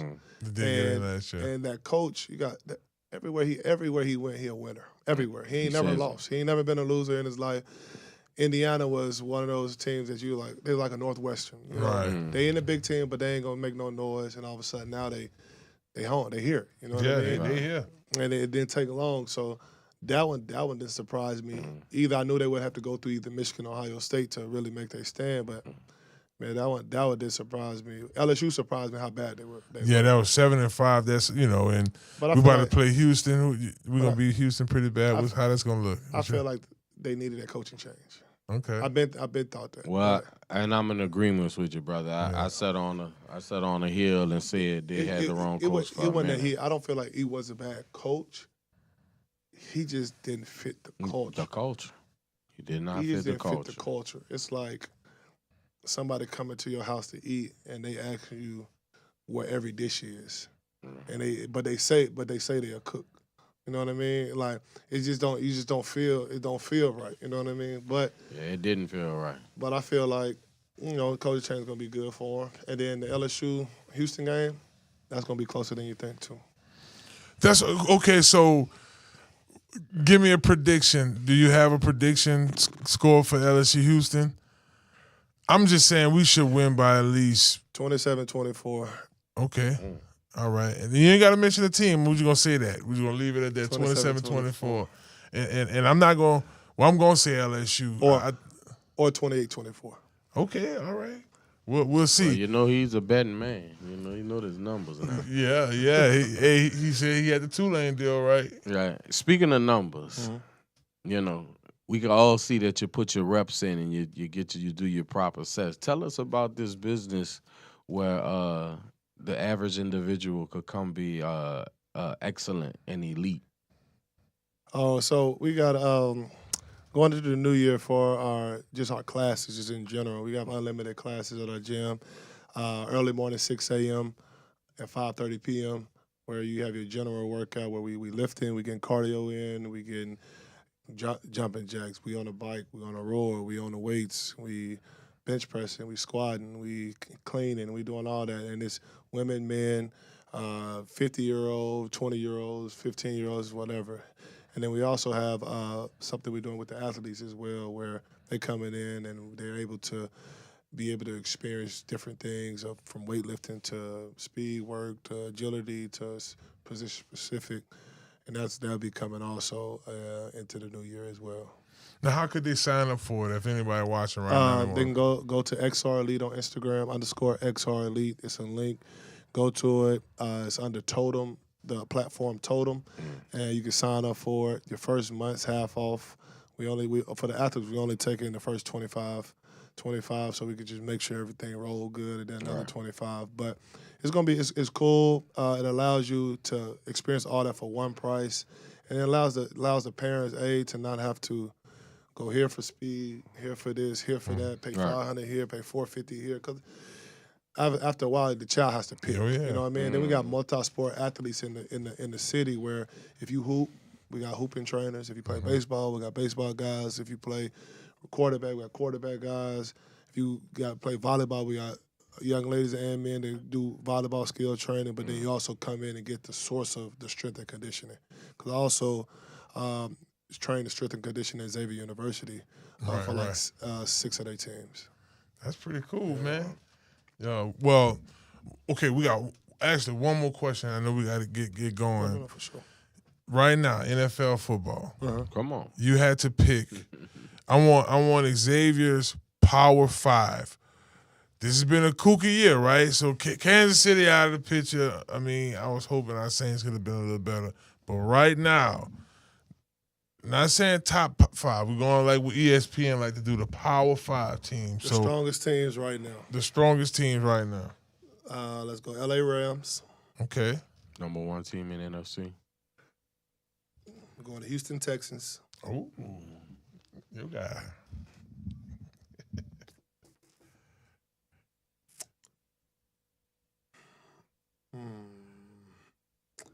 Denver Broncos.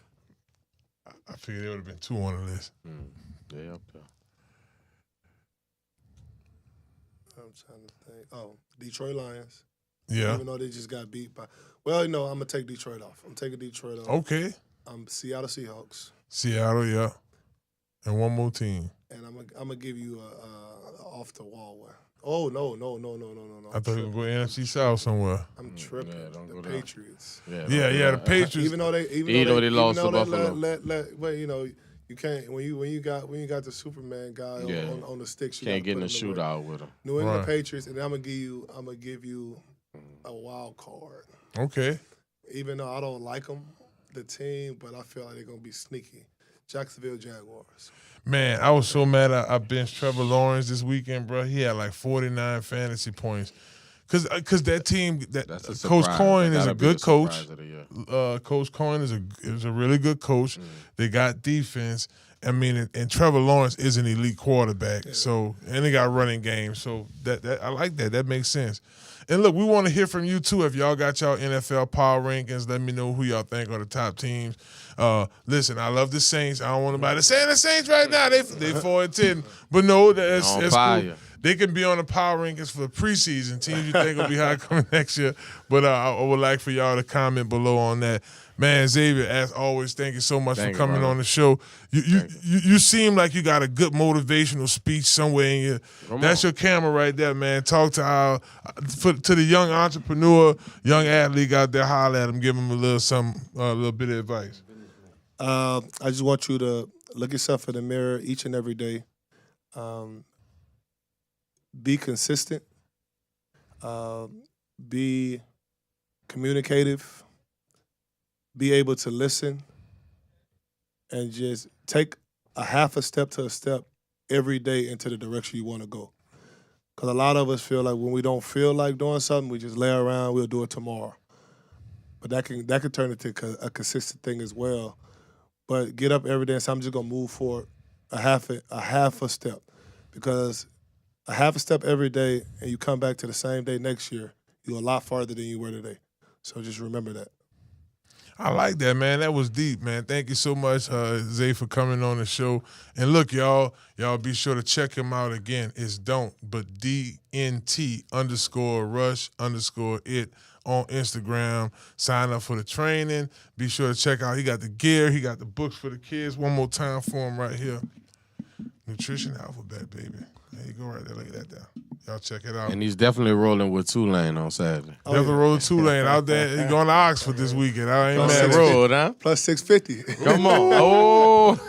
Well, look, y'all, we got one more segment here. When we come back, we will have a segment. We're going to talk about the Saints going around Louisiana a little more, y'all. It is Inside the Trenches right here on ESPN Baton Rouge. Hello, somebody.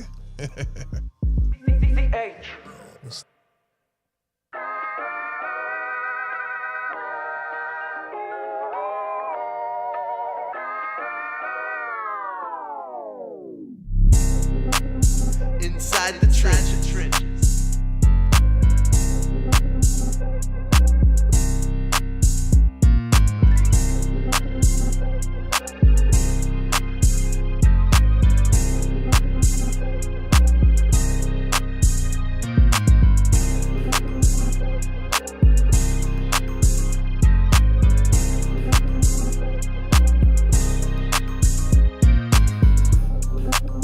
Inside the trenches.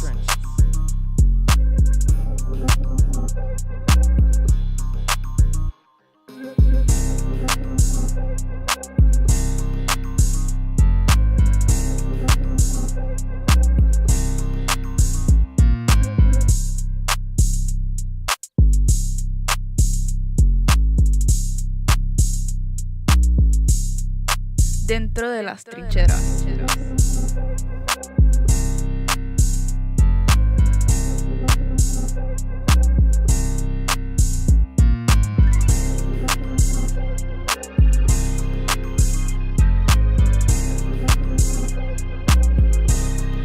Are you a high school football player who's tired of waiting on college coaches to notice you? What if I told you there's a way to get real colleges to reach out to you with scholarship offers and a financial package? If you are a junior or a senior who is serious about playing football on the next level and having school paid for, well, this video for you. Hello, somebody. Let me introduce myself. My name is Marlon Big Fave Favorite. As a defensive lineman, I won a national championship with LSU in 2007 and then won a Super Bowl championship with the New Orleans Saints in 2009. Today, I'm a part of a broadcasting team who does the pre- and post-game analysis for the LSU Tigers. You might catch me on other media outlets talking sports as well. But here's what I'm mostly passionate about. My real job is running Conquer Sports Professionals. At our New Orleans and Baton Rouge's facilities, we specialize in elite training for high school and college-bound football players. We provide position-specific training, strength and conditioning, and speed training to help our athletes dominate on the field. But that's just part of what we do. The big part of what we do is we help high school football players secure offers to play college football and pay for their education. Here's the reality most players face. High school coaches just don't have enough time to do all the recruiting work that you need. You show up to 7-on-7s and camps, hoping some coaches will notice you out of 500-some kids. What usually happens is you waste your entire weekend because nobody was actually watching you. Most guys just throw their applications into a void, hoping something sticks. That's not strategy. That's gambling with your future. Here's where we're different. We have a network of 1,000 coaches and scouts representing every level of college football from Division I FBS, FCS, Division II, Division III, NAIA, and junior colleges. We start with a complete skill assessment. We discuss your football and your educational goals. Then, based off your talent, we personally contact coaches and scouts who are looking for exactly what you bring to the table. We don't send out emails. We make direct, personal contacts.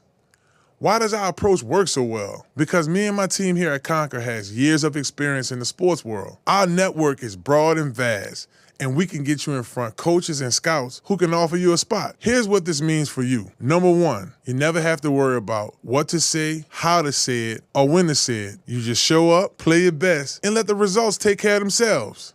Number two, when a coach responds, we personally prep you for each call and visit. We walk you through what to expect, what to say, and how to make a strong first impression. Our team of former NCAA and NFL players manages the outreach, sending and replying to messages every single day.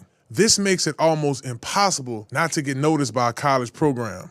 But we don't just reach out randomly. We write messages to show real intent, why you like their school, references to their program, and their academic reputation. We make it personal, real, and human. We have direct contacts and relationships with the decision makers. So a coach just don't see a name or a stat. They see you, a player that belongs in their locker room, and they trust that we will only send players that fits their program.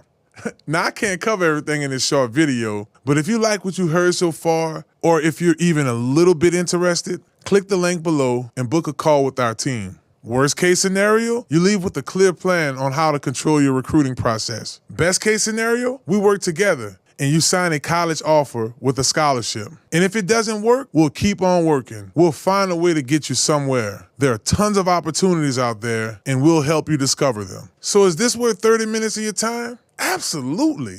The only real risk is doing nothing and watching another season go by without hearing from a school you should be playing for. Even if you're unsure or on the fence, book a call anyway. The application just takes minutes. And if we can't help you, we'll let you know right away. Click the link below and we'll see you on the call. Hello, somebody.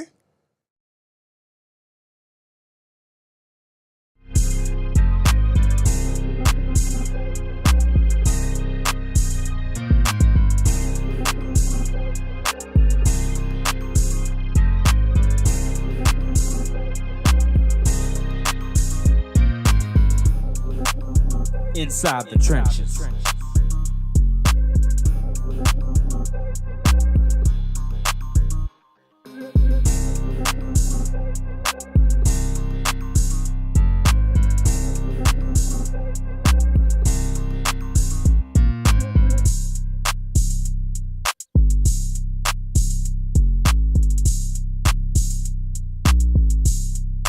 Dentro de las trincheras.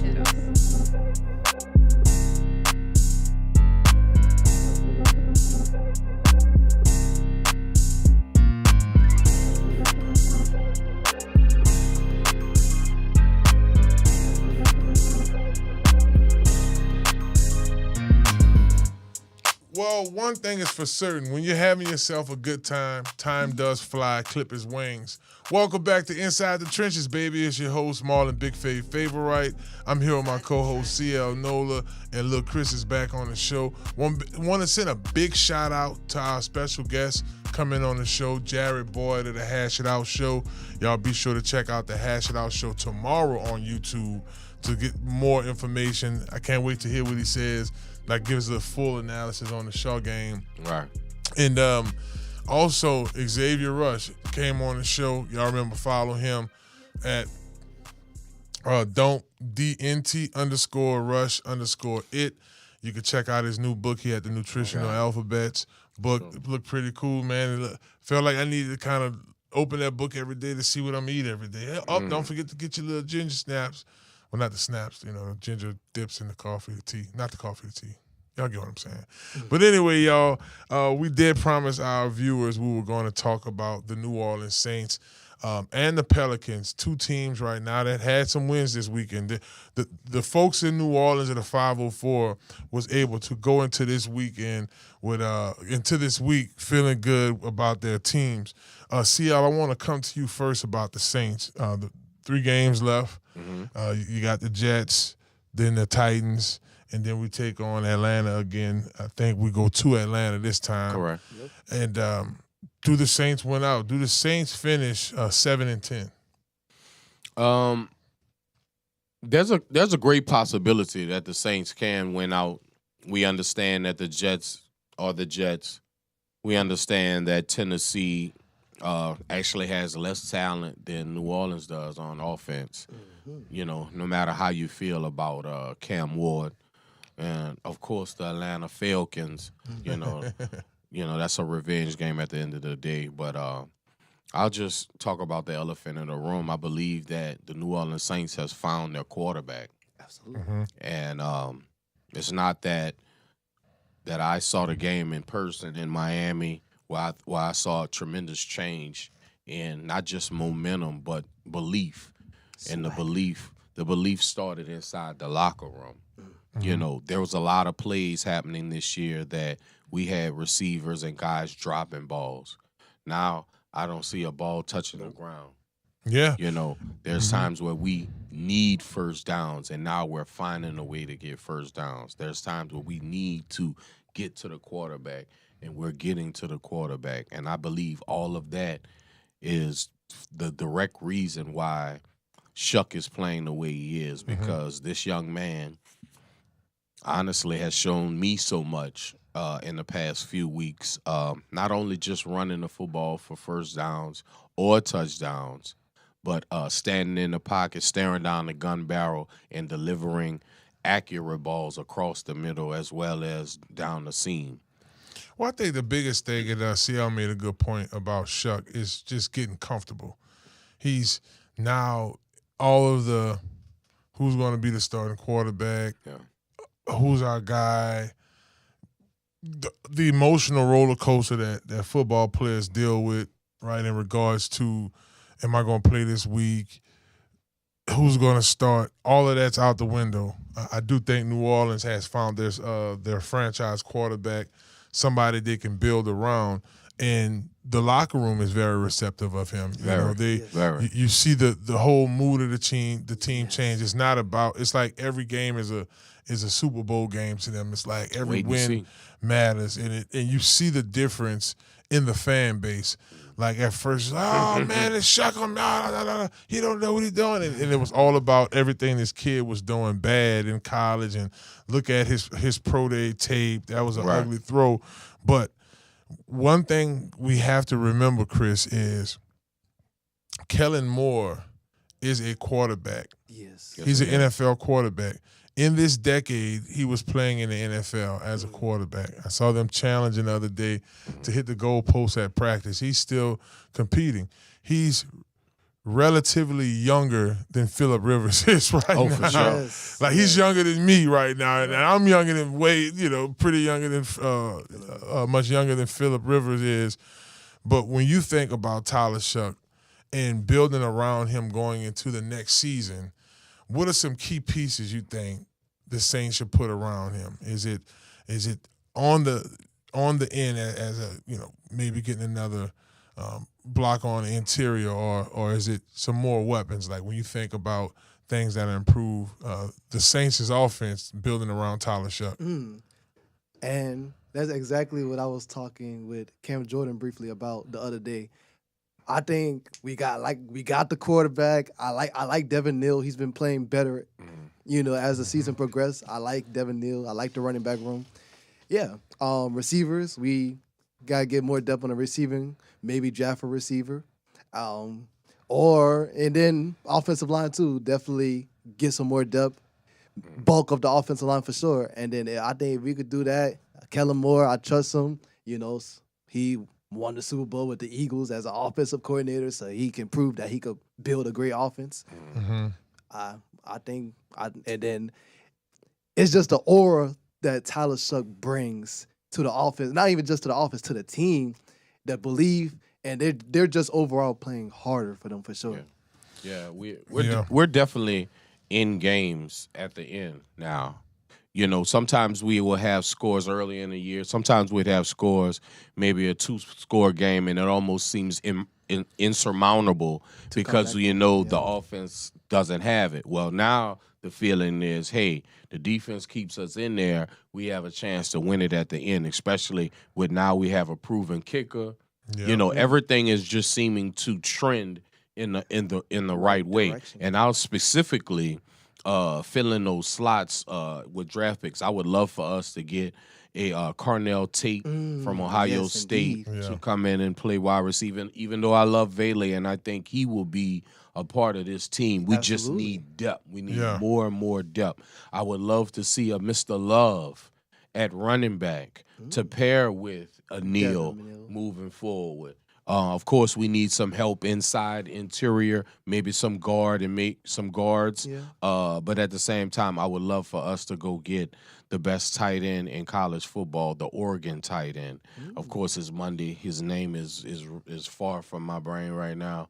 I'm trying to think too. Yeah, we could specifically get those type of guys to insert into this offense because I believe, like everyone can see, that not only do the fans and not only do the coaches believe, you can see in the players the belief. Well, that was going to be my question for you.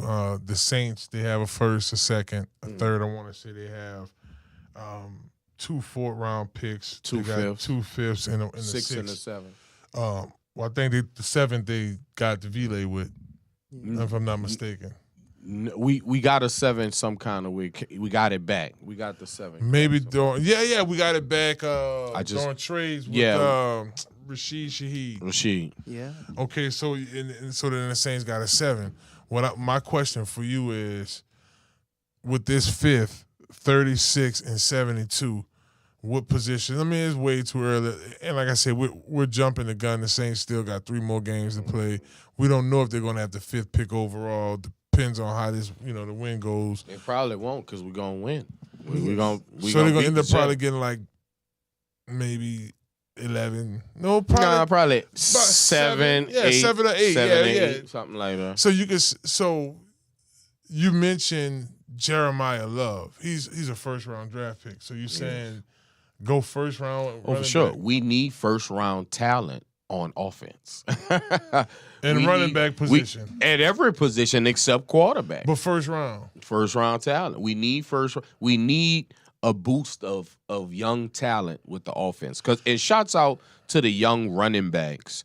Of course, his number 30. 30, yeah. I could coming over from Denver. I can't get this guy's name. Monday brand too, and Chris. But we need young legs. You can see what young legs does to our running game in New Orleans. You see what a guy that understands, hey, I'm not gonna have too many opportunities. I need to hit this hole and hit it hard. And you've seen we're actually running screens again. Yeah, because I mean, the elephant in the room now is Alvin Kamara because he's injured right now. Right. You are dealing with the older player. Usually guys like that, they like to go to an already established team, a team that they could be that running back that they're missing.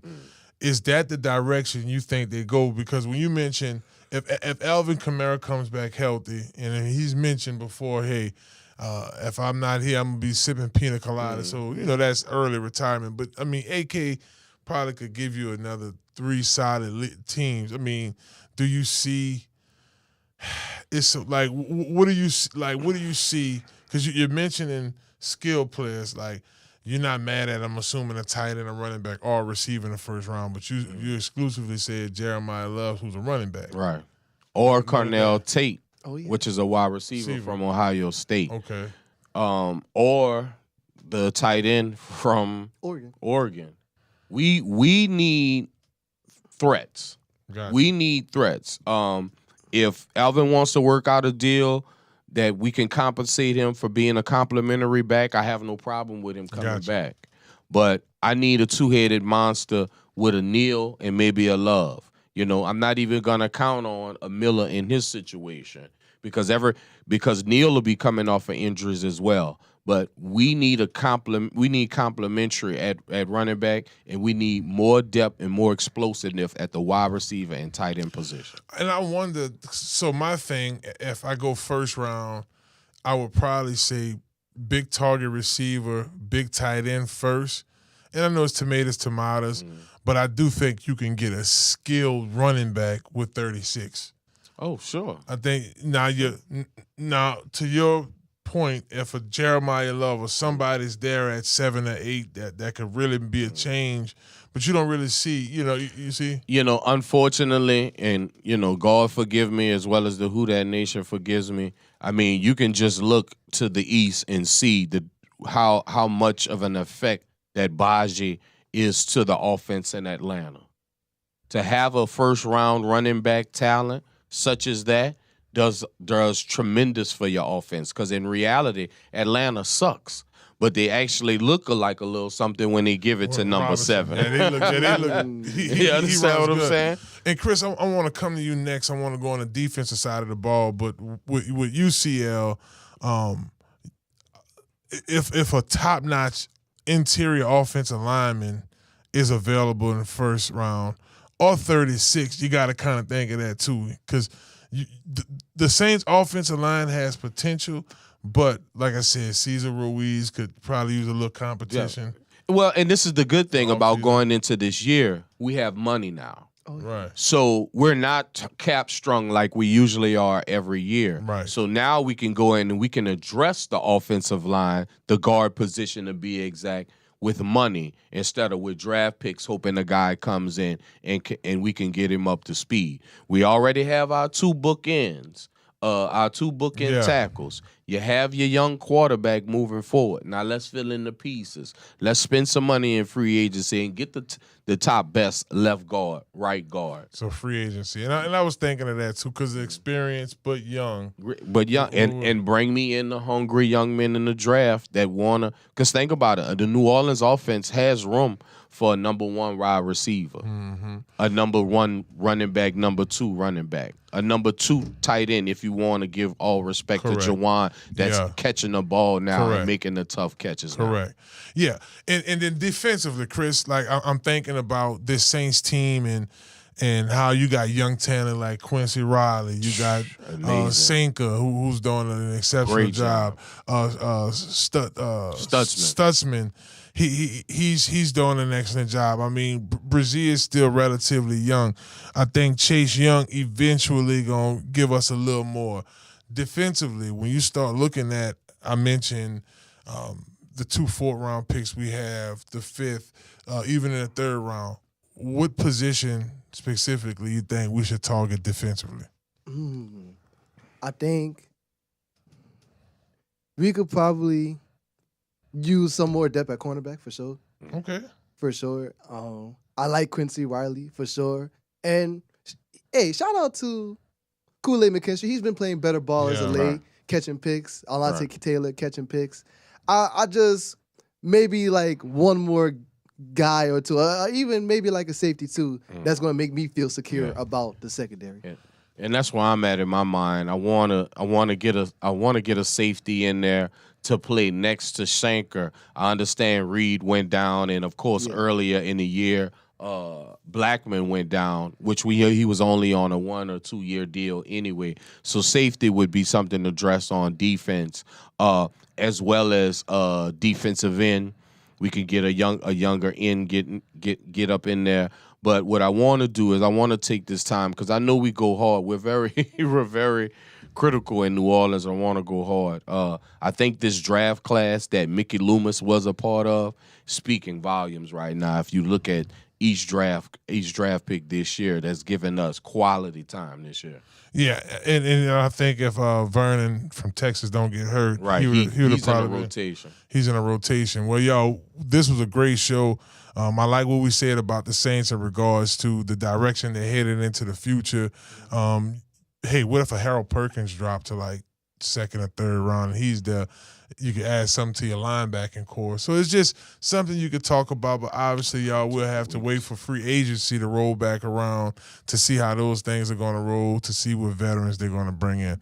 Well, look, y'all, this was a great show. I want to take this time to thank our production team, UP and the crew in there, Taylor Gang, Damian, everybody in there. Damian CH. An excellent job this show. Big ups to my co-host, CL NOLA and Lil Chris. Y'all tell me happy birthday tomorrow. Okay, happy birthday, Lil Chris, man. Coming up, happy birthday. Anybody watching right now, tell me happy birthday. Yep, yeah, so y'all drop the happy birthday comments down low for Lil Chris, man. You know, sing happy birthday to you at the gym. That's why he got the B2Ks in there. You know what I'm saying? He had to get the hair slicked up for the birthday. Got the Pico. Yep, so big shouts out to you. You're welcome, brother. 21, 22, what you mean? 22. Okay, 22. With a bullet. All right. Go ahead, get your little spin at the casino or something. Enjoy yourself. So big happy birthday to our co-host, Lil Chris here.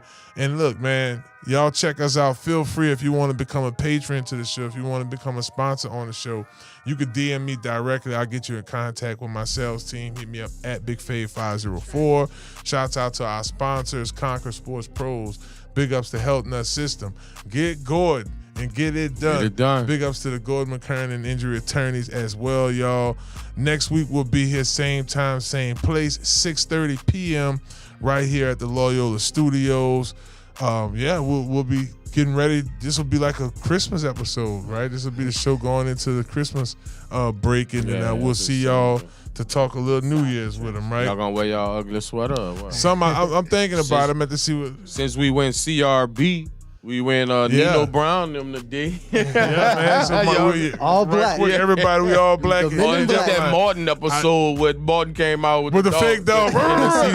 It kind of put me in that time. That's crazy. I ain't think about it like that. To just that we did come in this thing all black, baby. It represented. It was a shutout weekend, baby. Who that nation, definitely. So big ups to them, man. And once again, our guests for coming on the show, JB of the Hash It Out Show, and as well as my man Xavier Rush. Be sure to check out his new book. You could go to his Instagram, don't_rush_it. Well, y'all, that's a night. Happy Monday. Y'all have a blessed week. Thank y'all for tuning in. Y'all be sure to tune in next week, same time, same place, right here at Loyola, 6:30 p.m. on ESPN Baton Rouge's YouTube. Y'all have a good one, baby. Hello, somebody. Peace out.